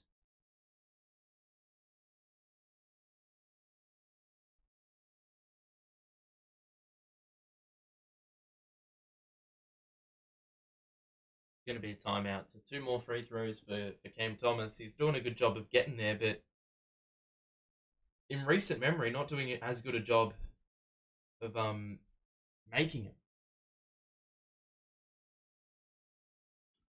Speak up in the mic like a man, no one can hear you. My guy, I'm just going to let you know that it is not even 8 a.m. here, and no one's awake. So that's why the voice is toned down today. Usually I'm more lively, but today it's a different story. This game started at 6 a.m. So that is why I am keeping things on the down low. And granted, there's not too much to be excited about at the moment.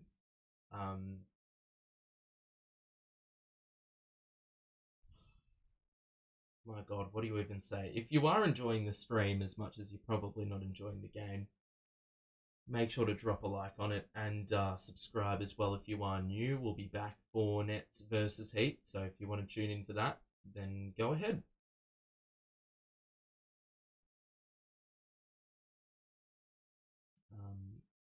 Yeah, this is cooked. This is cooked, man. We're relying on hacking Tristan Thompson and Cam Thomas free throws to get us back in the game, not even the win.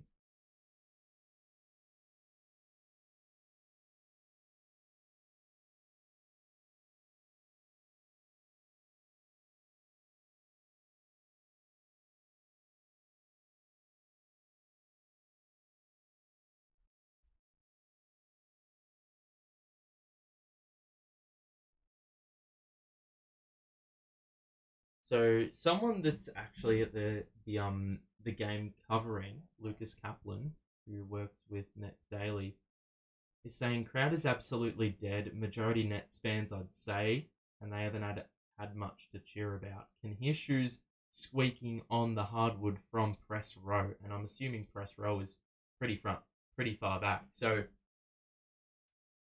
really sums it up because I'm pretty quiet. What?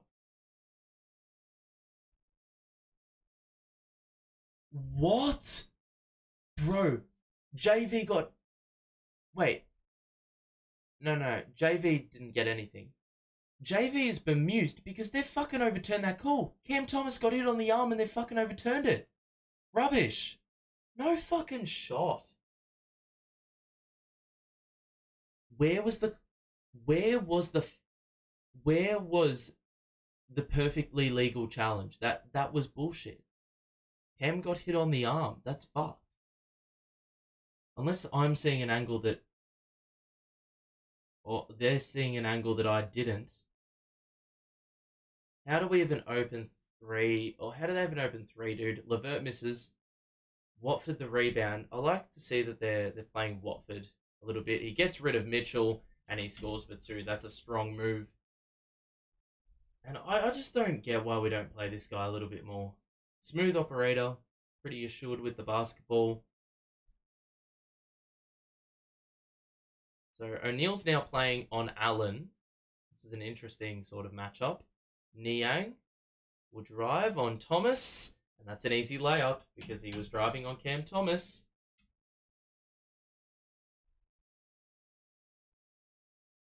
Got to be more resistance. Bridges goes for the 2-for-1. Oh my goodness. That dunk was filth, and I had to keep it contained because that was fucked.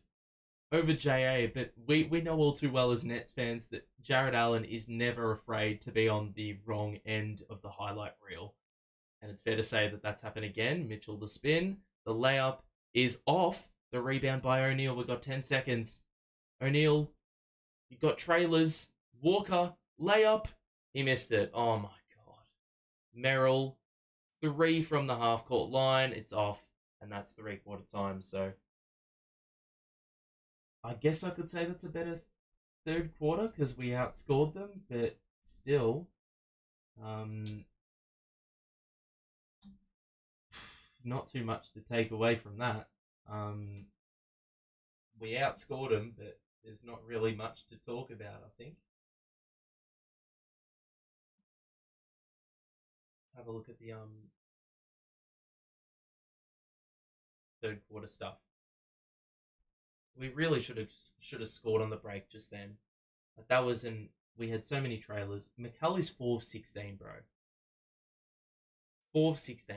Cam Thomas in 22 minutes, clear top scorer. Lonnie Walker's got 10. That's really the only offense we can talk about. We're shooting 4 of 20 from 3, shooting just the shit from inside the arc. The good thing is in the third quarter we had 10 free throws, so that sort of kept us in the game. Had less turnovers, but we've still got 15 total. And then for the Cavaliers, well, they have made 3 more shots from the field. They've made 4 more threes, which is surprising because they've only shot it at 24% from 3. They've already had 26 free throws. They have had 10 offensive rebounds. They have turned it over 10 times, so we've done a good job of forcing him in the third quarter. And look, the shots dried up. Donovan Mitchell is shooting the ball well, but it would be a lot better if he could hit a 3-pointer. Levert didn't really score the ball in that quarter either, so some of their scoring really dried up. Jarrett Allen didn't have too much of an influence in that third quarter either, but we need like a last quarter for the ages to even have a chance in this game. Because right now, 78-60, we've been well off it for some time. It's actually amazing we're only down by 18. Because we just haven't even looked close.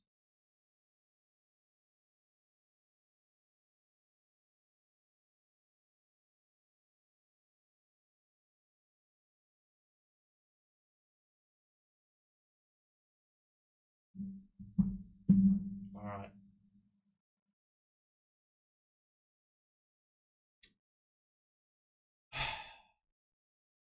One quarter to play, ladies and gents. And then it's all done. Another game, probably another loss. Is the Carlton vid dropping tonight? It isn't. I will do an announcement, but it isn't because I haven't been able to get the copyright issues sorted. Absolute pain in the ass because it is all done. It is literally waiting. Currently disputing it, so waiting on a result. And if that doesn't work, well then we're gonna have to find another way and make some adjustments. Watford, oh, that's a saucy Euro, and he scores for two. And bro, they've given us a sniff. I have no idea how we're still in this game. We've seen last quarter comebacks before. Granted, I don't think this team are capable of doing it. Flax is back in. Niang is fouled, and it's Watford who picks up the whistle, and he's a little bit amused by the decision.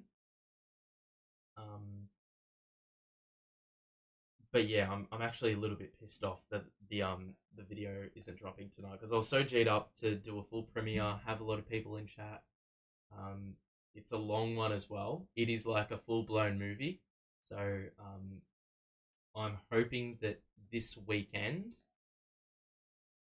Sunday night, is probably the date I'm looking at. Hopefully things are sorted by then. But that is, I'm not making a promise on that one yet. But yeah, it is all ready to go. It's all completed.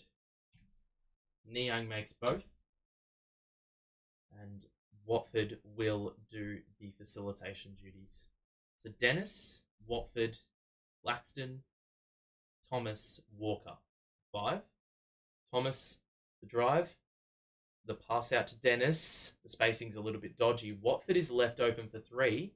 That's off. And there is a foul under the basket, and Claxton will draw it. And it is Thompson who picks it up. You think Spider comes back into the game? Well, it depends. If the Nets go on an early quarter run, granted they have left the door slightly ajar. Why is there a jump ball? What? They've called a jump ball. I have no idea why they've called a jump ball. Just in the middle of play. They said there was a tie-up. I have no idea how there was a tie-up. Yeah, so if well, we win the tip, first and foremost. But yeah, if we get back in this game and get it to 10-12, I can see Mitchell getting back in the game to put the game to bed. Dennis into the paint. Bro, Claxton isn't even looking, and Dennis passed it to him. Walker's open, top of the key. Yes!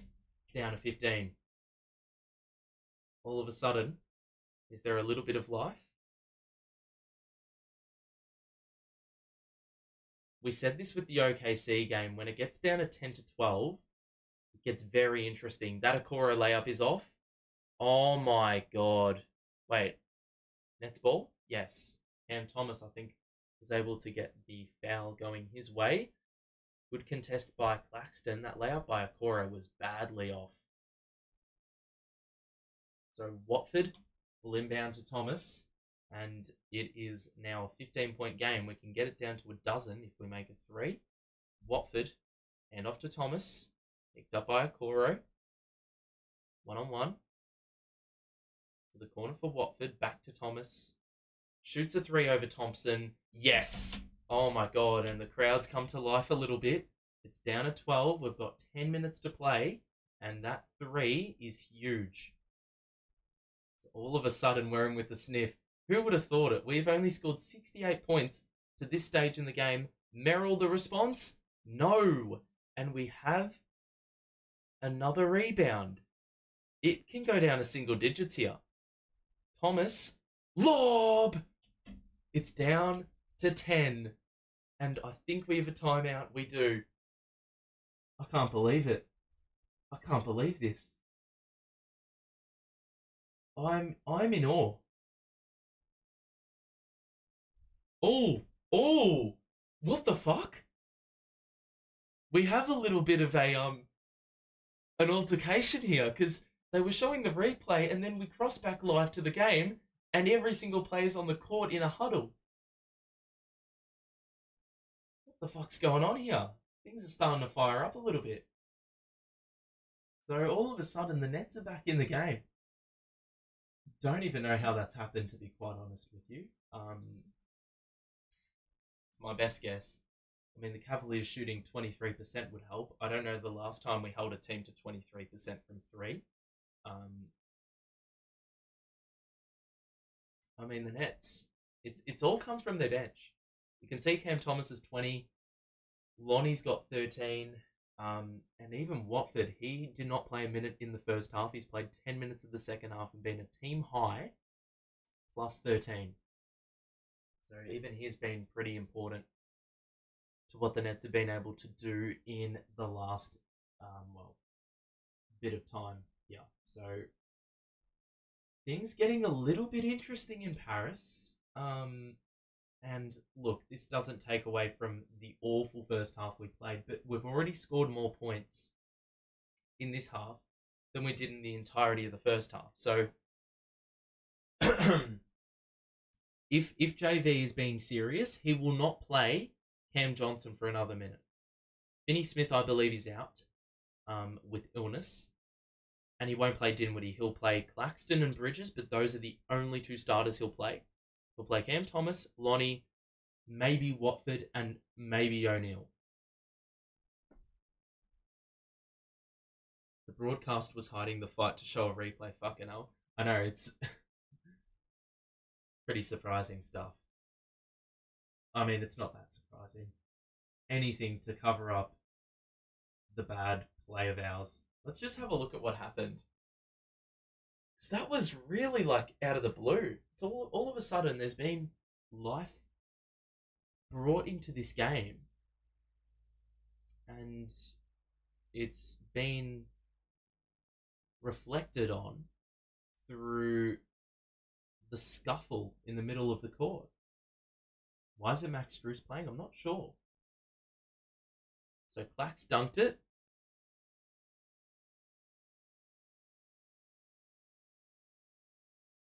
Oh my god.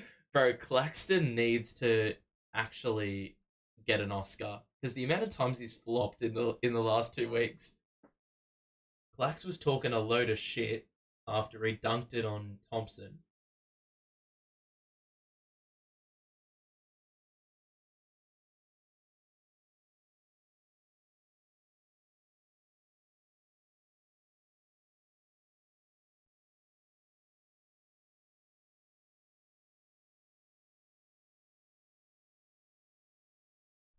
So Thompson's tossed. Tristan Thompson has been tossed, and Clax got hit with a T. So Clax is so Clax is hit with the instigator title. So what does this mean? Let's just have a look at what Thompson did here, because I need to know if this was a penalty too.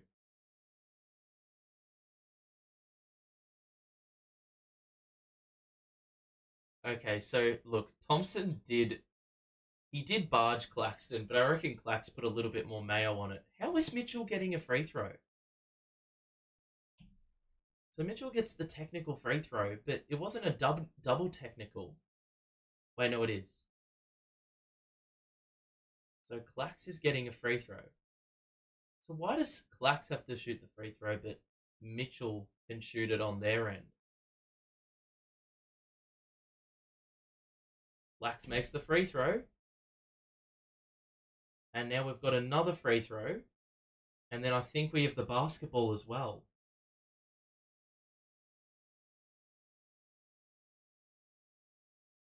So Clax made the first technical. And he didn't make the second. But it will be Nets basketball on the side here with 9:50 to play. How we're in this game, I've got no clue. Ladies and gents.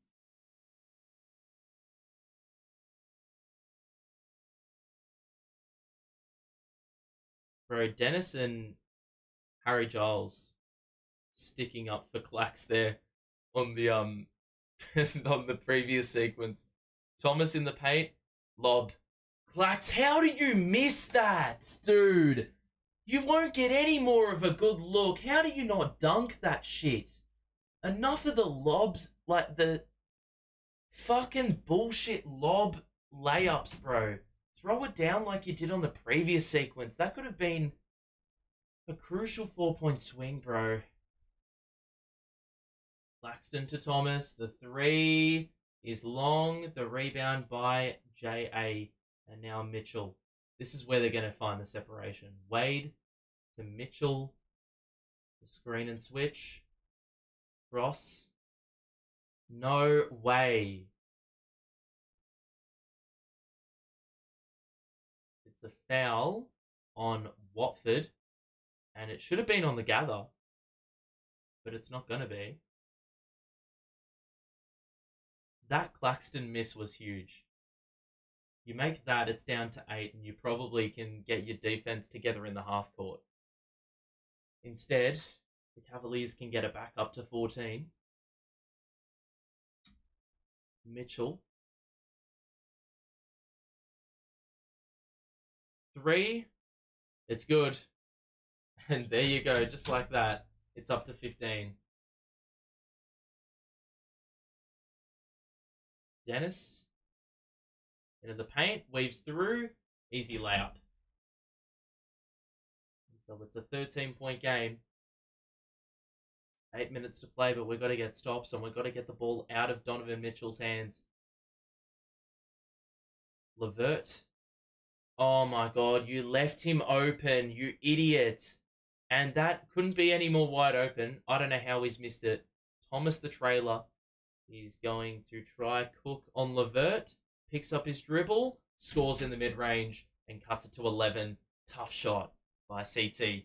And it is, well, the Nets need to get a stop here. Levert on Bridges.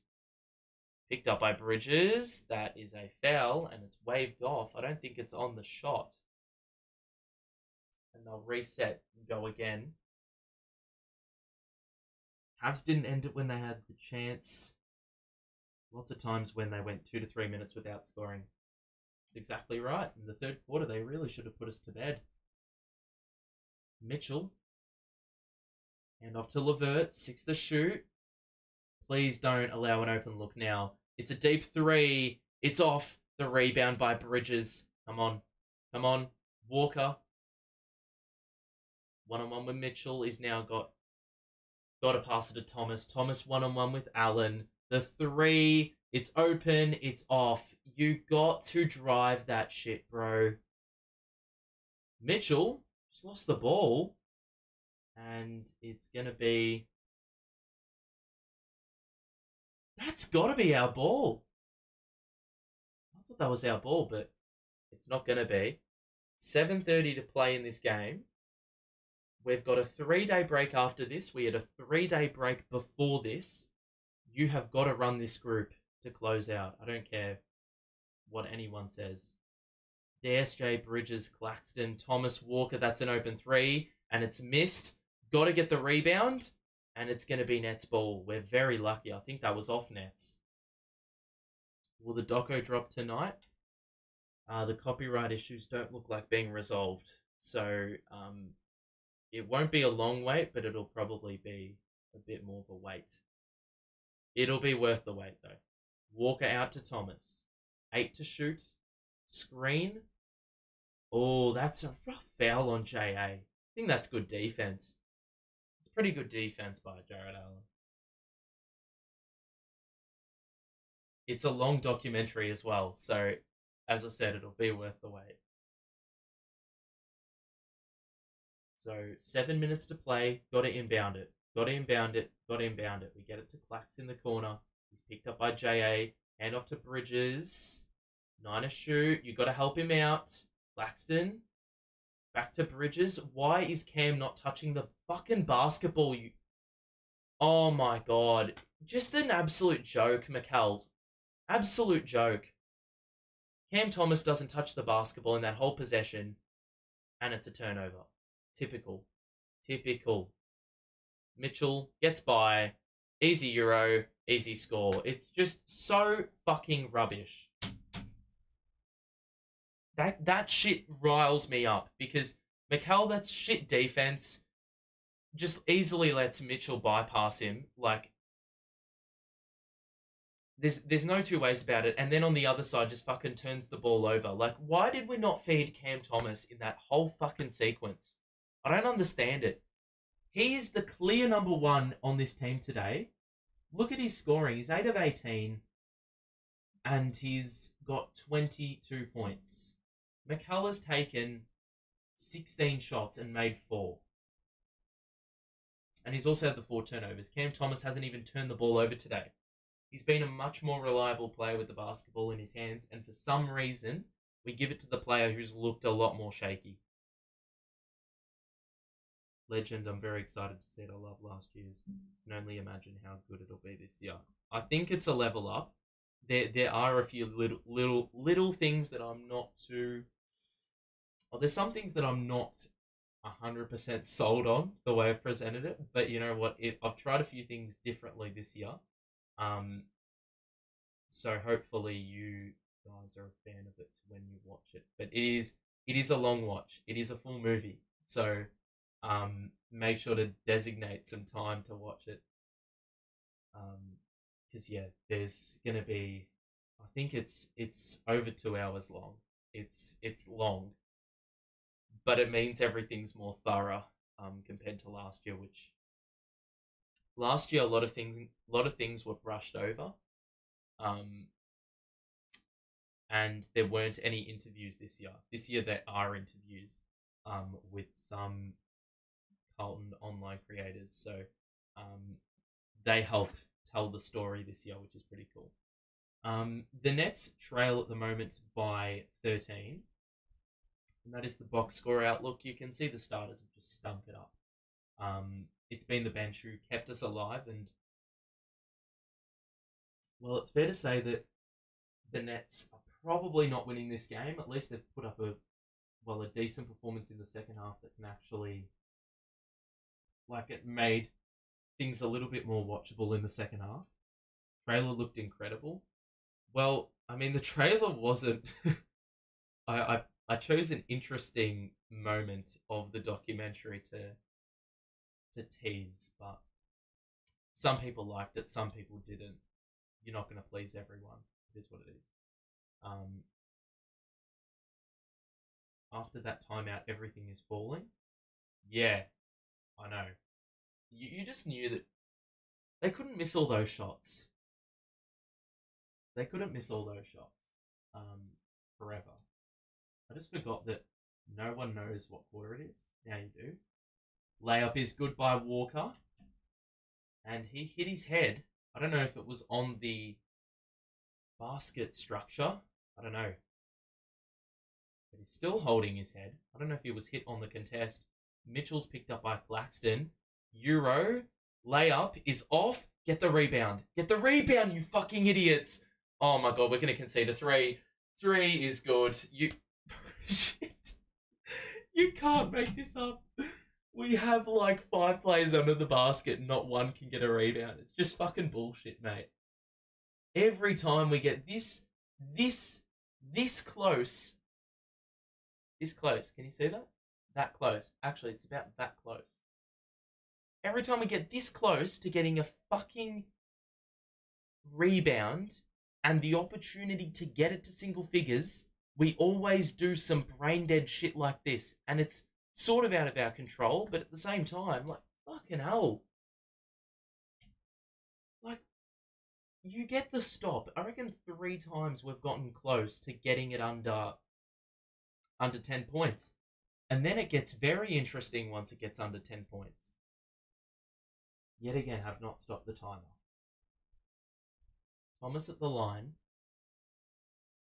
Makes both. It's a 12-point game. We've got a lot of ground to make up. But, I mean, there are signs of life. At least. Levert. Drive. Shot over Bridges is off. The rebound by Thomas. He's gotten some really big rebounds in the second half, I will say. Walker the drive. Got rid of Merrill. Just lost the ball. Clax got it back. Oh my god. He fucking missed the layup. Got the tip in. Oh my god. Perfect bit of waiting time. Still blew the layup. It had the same vibes as the dunk. We've just had a point added to our total. And so, like that, it's a 9-point game. Mitchell, the pass. Merrill, the three. That's short. The rebound by Bridges. We may have a basketball game, ladies and gents. Bridges fell in one. Oh my god, ladies and gents, we have a basketball game. Bridges got rid of Accor and we'll get free throws. Or a free throw. I can't believe it's a 7-point game, dude. If you are enjoying the stream, make sure to drop a like and subscribe. We'll be back for Nets Heat, as you can see, in a few days' time. Bridges at the line to get it down to 7-6. Could you believe it? After a first half where we scored 34 points, it is now a 2-possession game. Levert to Mitchell. Picked up by Dennis. Now Levert on the outside. The screen. Now Jarrett Allen at the elbow. Look for Mitchell. Dennis nearly got it. Oh no, it's a deep three. Oh my god, every time. Why does this guy just decide to wake up? He was shit from the outside for so long. Takes shit shot selection. Still hits. Good response by Walker. 7-point game. Levert. Like, he's just draining every three. We've got to run him off the line. Got to run him off the line. Final 4 minutes. Mitchell. Step back three again. Oh my god. You cannot be serious. Off balance, step back three. He was 0 of 6 from the outside. How does he just turn it on like that? All of a sudden, this game's just got ridiculous amounts of life, but Thomas misses the floater. And look, it's just actually fucked. Mitchell weaves through, layup is off, rebound by Thomas, and then he was fouled by Mitchell. And we're in the bonus, so we'll get free throws and get some points on the board without the clock changing. Bro, Cam has been excellent on the glass in this second half. When we needed a player that could actually do bits rebounding-wise, like a smaller player that needs to aid the bigger players, Cam Thomas has shown up. He's really shown up on the glass. And he's going to get free throws now. These are big free throws. He missed 2 free throws earlier on one trip, so he needs to make these.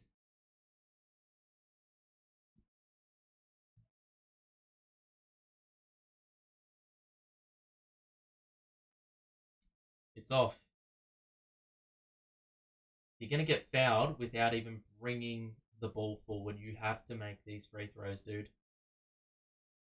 97-87. Oh my god, I fucking jinxed him. I fucking said it before he took the free throws, man.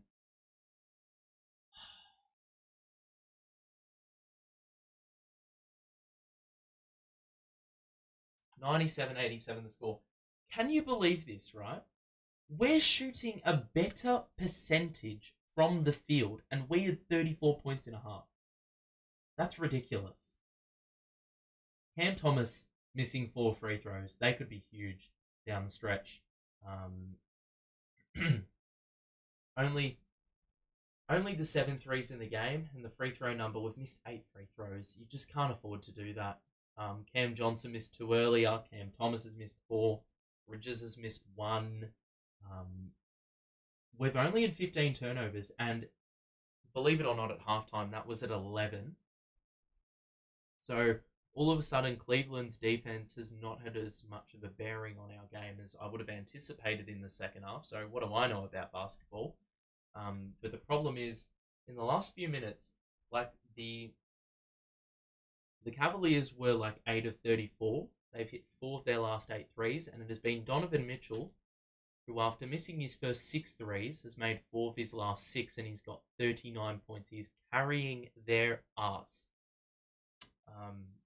They've only had the 10 turnovers. So this last quarter, barely any turnovers in the game, if any. Donovan Mitchell is at 6 in the game, but he's made up for quite a few of those with some clutch threes down the stretch. And granted, they were terrible shots, but you know what?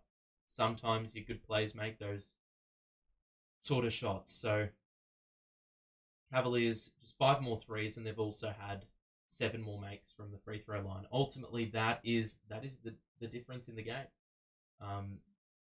So the Cavaliers have it here on the side, and they will be in no rush. Mitchell doubled, pass, and he travelled. If only we made those free throws, man. Walker's looking to push it. So it's all these bench guards that are really doing well.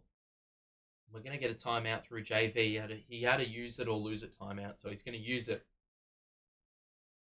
at the 3:08 mark.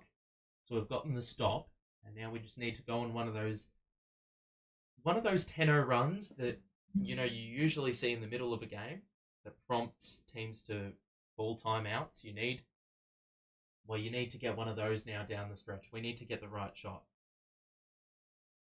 We've done well to get back in the game. I tell you what, because we didn't have a sniff. But yet again, it's the bench. How many times does a team need to rely on their bench to get it done, dude? Like, Lonnie is a great player. Cam Thomas is playing well today, apart from the free throws. And then you've got DSJ, who's defending Donovan Mitchell. Granted, he's played some ridiculous defense. It's just Donovan's made some even more ridiculous shots. So there's certain things you just cannot stop. And it's fair to say that Donovan Mitchell has been fairly unstoppable in the second half. We've outscored him by 8 in the quarter, but unfortunately, when you put up 34 points in a half, you're never going to win. We trailed by 26 at the most, and it looked really dire. We've somehow gotten it to as little as 6, and if it wasn't for Donovan Mitchell's heroics, it would be a lot more. It would be, well, a lot less, should I say. Dennis just missed the layup. Got to make those. Mitchell, the drive. Oh, that's a foul. You idiot, Dennis. You idiot. And it's going to be 2 shots for Mitchell. The Cavaliers haven't even really been that good. It's just we really let ourselves down with a terrible first half, man.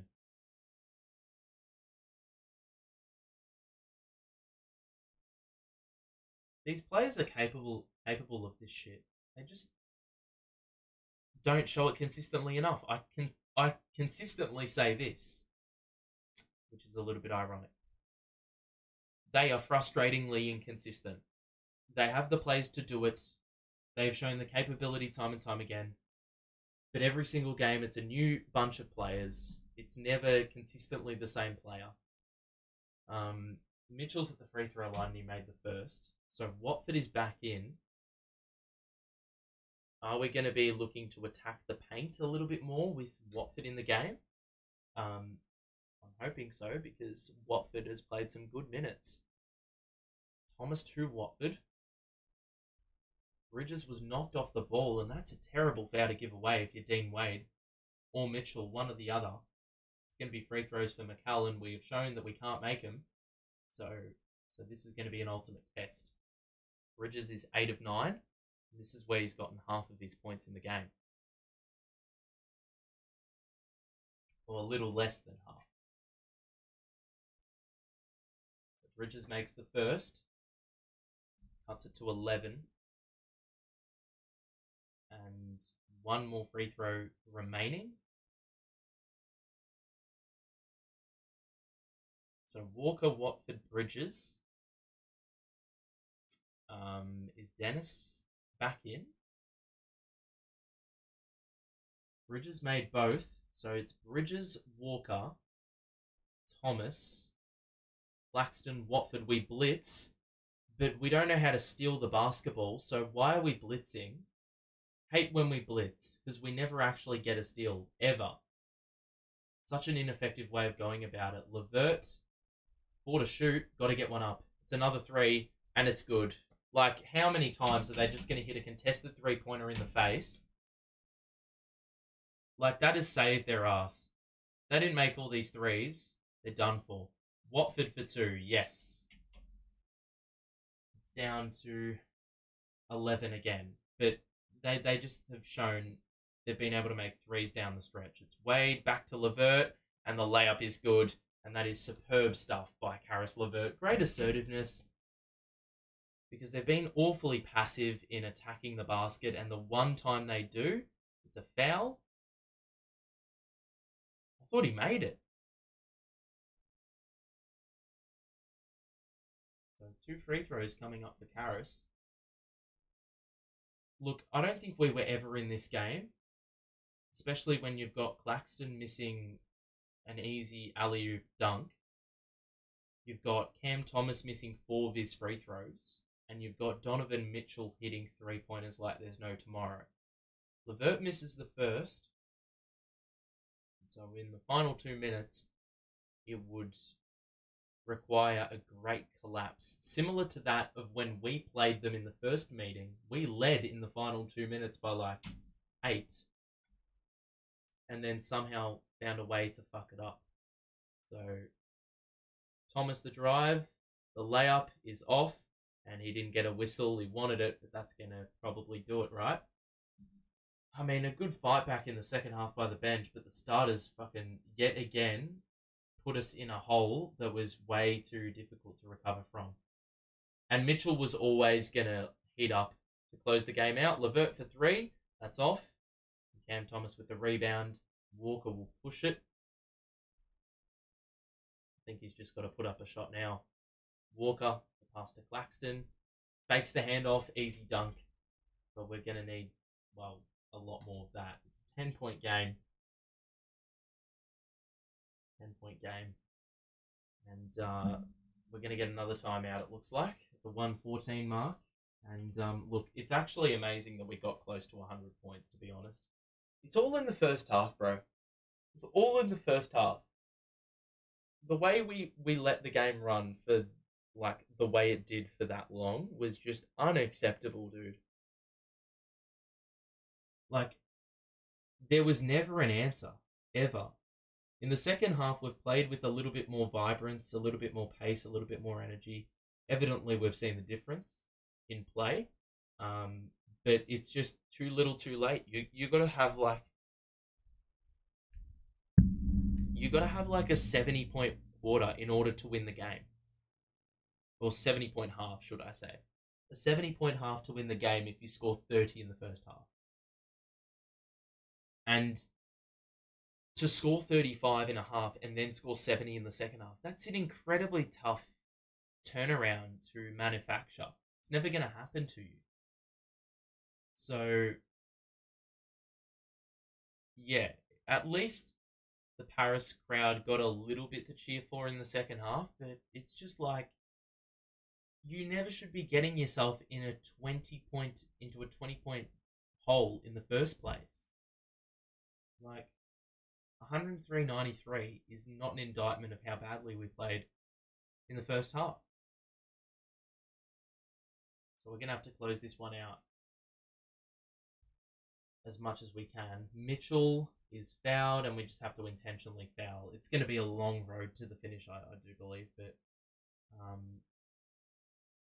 like, why did it, like, every single time, we always play a half. Always play a half, man. Mitchell at the line shooting 2 is 7 of 9. Always have to play a half. It's just ridiculous. Just can't be asked.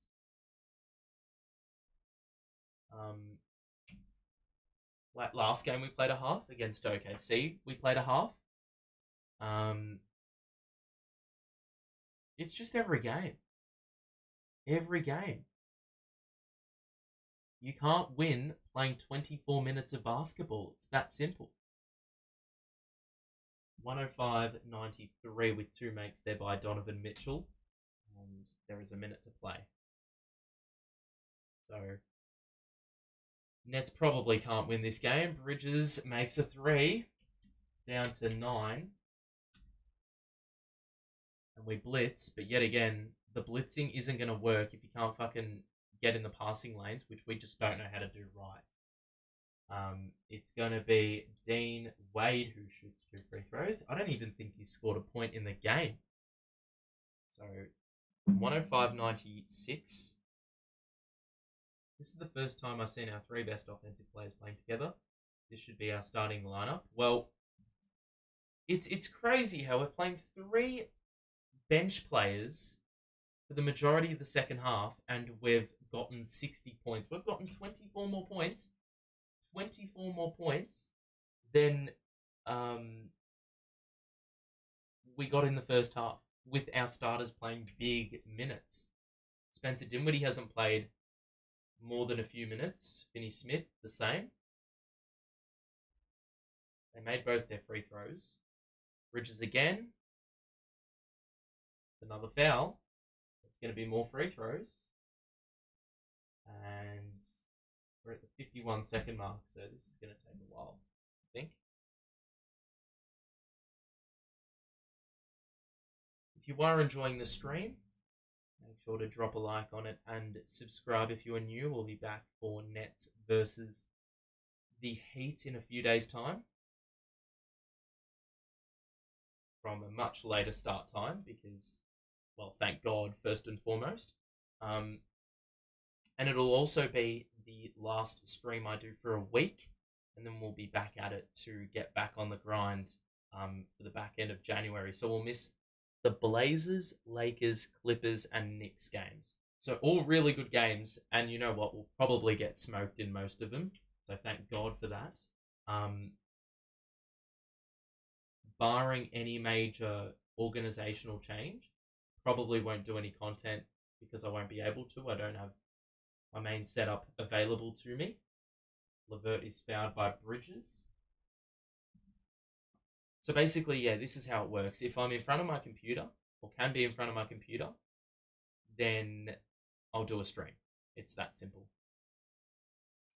But unfortunately, we face a different situation. So we will be doing Nets Heat, but then there'll be an 8-day break before the next game, which I'm not sure who we play. We will have in the top, in that corner, top right. Shit. The top right will tell you when the next game will be in the next stream. So we'll be able to give you the warning. Levert makes another free throw, so they're just not missing their free throws. If Cam Thomas could have made all 4 of his, it would have made for an interesting sort of ending. It would have changed our approach entirely because we wouldn't be intentionally fouling. Things would be a little bit more possible. Walker, good change of pace, and we actually crack 100 points, which is something I didn't think I would be saying in the first half. They get it ahead. How was Mikal not read that pass, dude?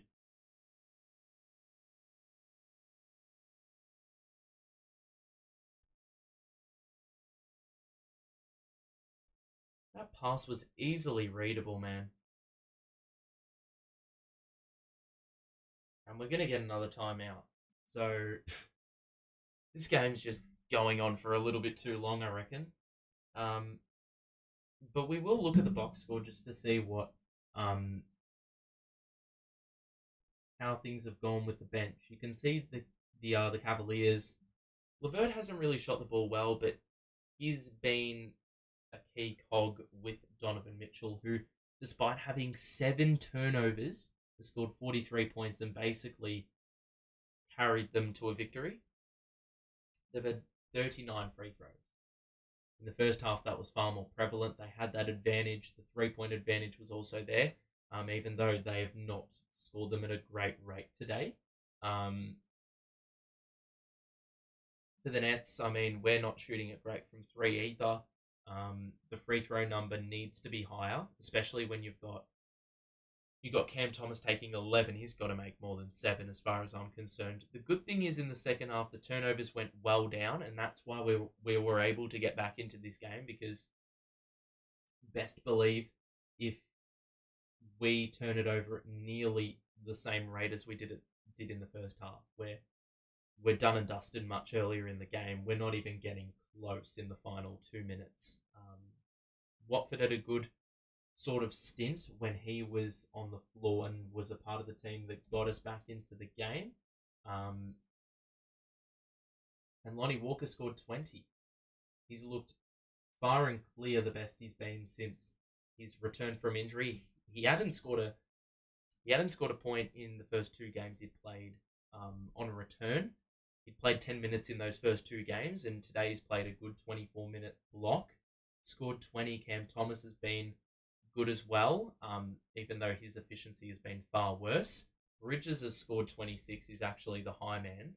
Taken 13 free throws, but the 18 shots aren't great, given you see how many he's made. Clax with the double-double, but players like Cam Johnson need to be doing better. Simply put, if he's got the same amount of points as turnovers, well, then it's dire. They actually missed both their free throws. So Walker with the spin, oh my god, and he fucking turned it over. Well, Claxton did, and that might as well be a clear path. That would have made things very interesting, but granted, I think the game's been done and dusted long ago. Like, Lonnie should have just taken that up. How is Clax fumbling simple passes like that? So Donovan back at the free throw line and shoot a couple more. And at this point, I don't know why we still continue to foul, because the game's done. These will be their 40th and 41st free throws. Mitchell's got 12 rebounds. I didn't even realise that. So 110-100. Another loss for the Nets. I believe they're 4 wins from their last 17 games, so it's not a particularly good stretch, is it? At least this game we sort of got back into the game and made things interesting at least, so there was a bit of reason to get excited for some time. Walker, the Thomas, the drive and layup is good. That's going to do it. We're going to lose by, I would assume, 9 points. I don't think we're going to foul again, are we?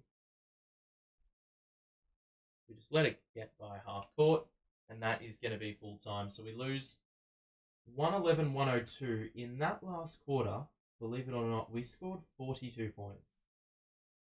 But the problem was we shipped off how many points? 54, 24. I can't do math. What was it? 78, 60 at 3 quarter time. So we conceded 33 in the last quarter. So we conceded the most to go with us scoring the most. So we actually did what we needed to on offense. The problem was Mitchell and Levert decided to wake up offensively and score some timely baskets to keep us at an arm's length. So we lose this one 111-102. We'll do a short post game and then we'll head off. But it was the first half that was pivotal. Ultimately, like, you go back here, we scored 68 second half points and conceded 57. So, as I said, you score 34 points in a half of basketball, you're going to need 70, 75 to make it up. And this game shows that in the second half. And that's incredibly difficult to do.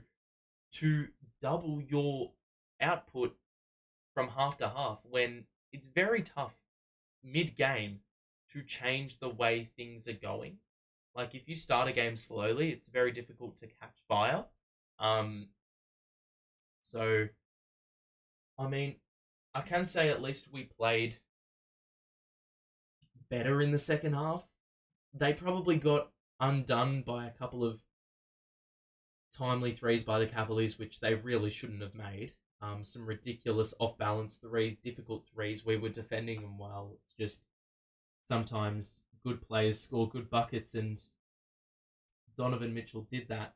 I did allude to Cam Thomas hitting some, big buckets, but also getting some big rebounds. He had 6 in the game. That is a equal second in the team. So 26 points and 6 rebounds for him. That's a good showing, I think. And we did say at halftime we need Cam Thomas to play as many minutes as possible. He ended up playing the most of any player on the Nets in the game. He also played the most in the second half. He played 20. Lonnie Walker had 20 points in the game, so he was good.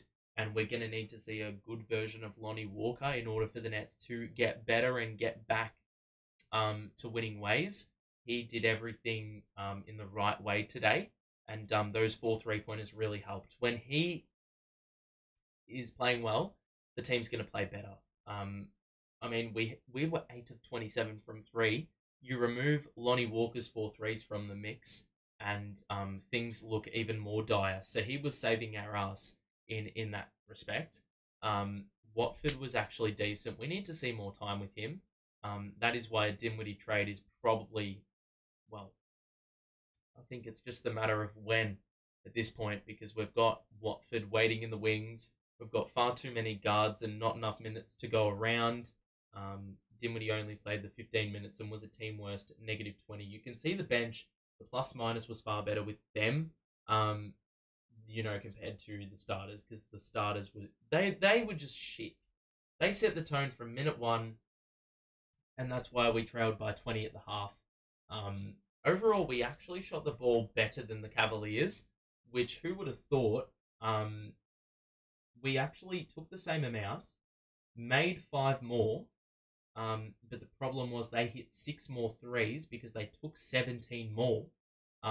Actually shot at 0.1% worse from 3, but they hit some big threes that ultimately cost us. They hit 34 of their free throws, and that was also equally key because we only hit 20. So there's another key point of the game or key focus of the game where, things could have been a lot more different. We end with 16 turnovers. We had 11 in the first half, and that was another key figure in deciding the game because that got us in an early hole. We could not score the ball. Not only couldn't we score the ball because we were shooting 33% from the field and 21% from 3, but we also could not get enough possessions to make improvements on that. We had 11 first half turnovers, and that is the reason we scored an abysmal amount of points in the first half. So yeah, at the end of the day, we lose this one by 9. But if this is an indication of anything, it's that we've got some really good players nestled on the bench that deserve more minutes. And there's a bunch of starters that deserve less minutes. Cam Johnson, I'm convinced, even though he had a really good run of 15 to 20 point games, he needs to come off the bench. If this game wasn't an indication of that, then I don't know what is. Spencer Dinwiddie probably also needs to come off the bench. We've got to hold players accountable here. You've got to hold players accountable. If you're going to play Cam Thomas 34 minutes off the bench, he scores 26. Walker has 20 and 24. And then you've got Spencer Dinwiddie and Cam Johnson combining for 5 points. Add Finney Smith into the mixer and you've got 8 points. You've got to have a change of personnel. Like, accountability is required and expected. If you've got players coming off the bench setting the tone, then you need players starting setting the tone. Because you're seeing the improvements we had when the bench players were in. So why wouldn't you want to start games like that? And why wouldn't you want these guys to play more minutes when they are invariably contributing to the better minutes in the game? It just doesn't really make much sense to me why you place yourself in such a disadvantageous position when you can just not. Ultimately, I think the Cavaliers got an extra point added to their total, so they end on 112. You can see the overall shooting splits to end the game. We shot 6% better from the field. The Cavaliers, though, had more steals, more blocked shots.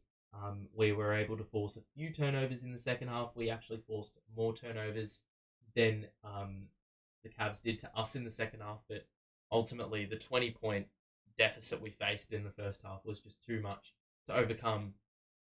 We didn't score enough points. We left a few points on the table by missing our free throws, and ultimately you're going to pay the price. But I cannot stand JV saying in the post-game presser, we just need to start better. Well, fucking do something about it if we need to start the game better. It's that fucking simple. Like, it's not rocket science. Just fucking fix the problem. Why do you keep expecting things to change when you don't change anything? And you just think it's a psychological thing. No, it's just these players aren't them. You need players in the team that are better. Um, Walker Watford needs more minutes. I said from the start of the year Watford needed more minutes, or he was going to be a good player. Trade Mikal to the Knicks. I don't think you're going to trade Mikal to the Knicks when you have Anunoby now. You're a better man than me. Saba, I can't watch the Nets no more. What I laud you to do is just stick with it. Just stick with it, because eventually things will turn around. This is a tough patch. I'm just waiting for the moment that we finally actually react to what's going on with the on-field product and in terms of the direction of the game. Or in terms of the direction of the franchise. Once something changes, then you can tell, or you will be able to tell the ball will start rolling, right? We've got 10 days, I believe. I don't think we have 10 days till the trade deadline. But the trade deadline season is upon us. There is going to be reason for this team to make changes.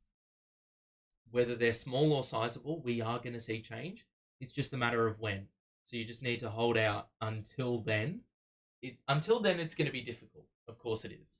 But at least we put up a fight in the second half, as much as I hate like that sentimental bullshit.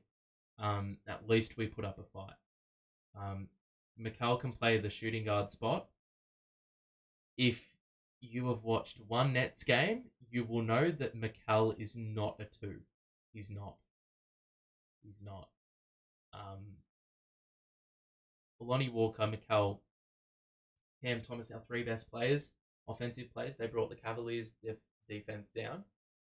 Well, I don't think a lot changed in terms of our offensive schemes. It just feels like we played with more energy. It took half a game for us to wake up.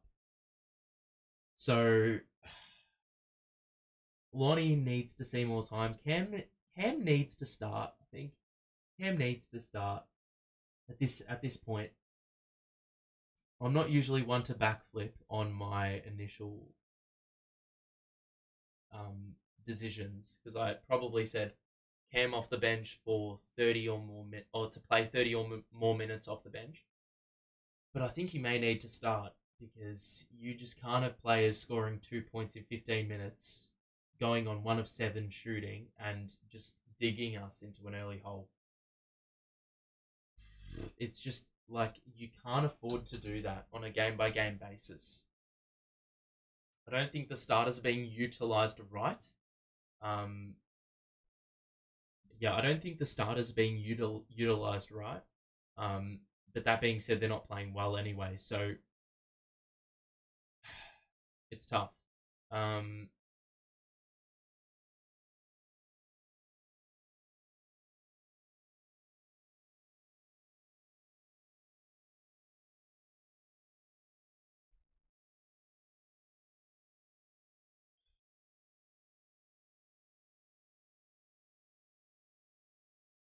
I don't know what the answer is to get wins. I'll tell you what, fair play for Jacques for playing Spencer, O'Neal, and CJ under 20 minutes. Fair bloody play. And playing Lonnie, DSJ, and Watford. Watford didn't play in the first half. That was a JV decision. Thank God for JV at least playing them and recognising that those guys were not good enough. But we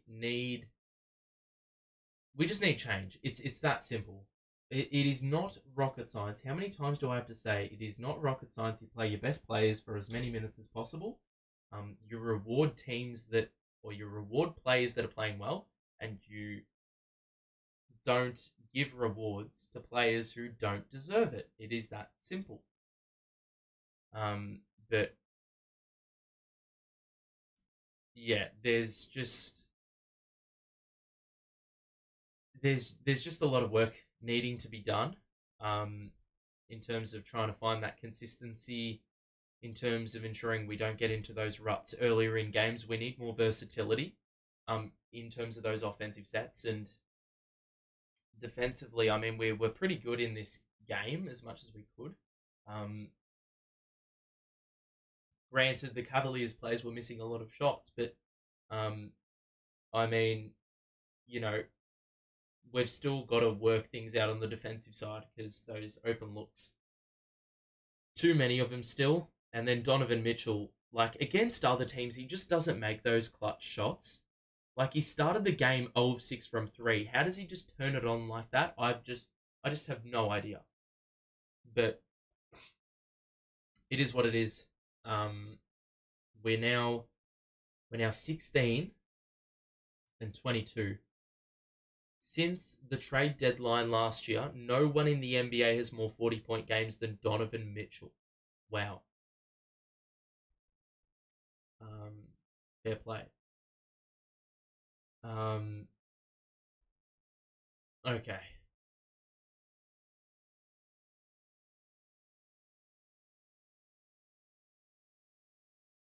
We've just got to start. We've just got to start trading players off. Simply put. Einstein said, sorry, when are you going to go back to being a Knicks fan? I never was and probably never will. Einstein said the definition of insanity is to do the same thing over and over again and expect a different result. JV is insane. He has to change the starters. Well, he already did change the starters, but he's got to do it again because it's actually resulted in worse results. Cam Thomas needs to start. I can't emphasize that anymore. We are 12 of 15 in our last... Well, we've lost 12 of our last 15. We're 3 and 12 in our last 15. So, yeah, that's going to do it from me. We will be back in about 3 days for Nets Heat. So make sure to tune in for that game, and hopefully we actually rock up from minute 1. And we will see you then. But until then, make sure to stay safe. Have a good rest of your day. And that will do it. One more question. If it is a Knicks question, I'm not answering it. You're probably just going to ask it anyway. So I'll wait for it. Go on. Let's hear it. What is it? What's the question? I'm waiting. It must be an important question. If it's warranting all caps. It must be a long question because it's taking a bit of time. How do you feel about the Nets moving to North Dakota? All right. Thanks for tuning in, everyone. We will see you for Nets Heat in a few days. Ciao, ciao. Have a good one. See you soon. Bye for now.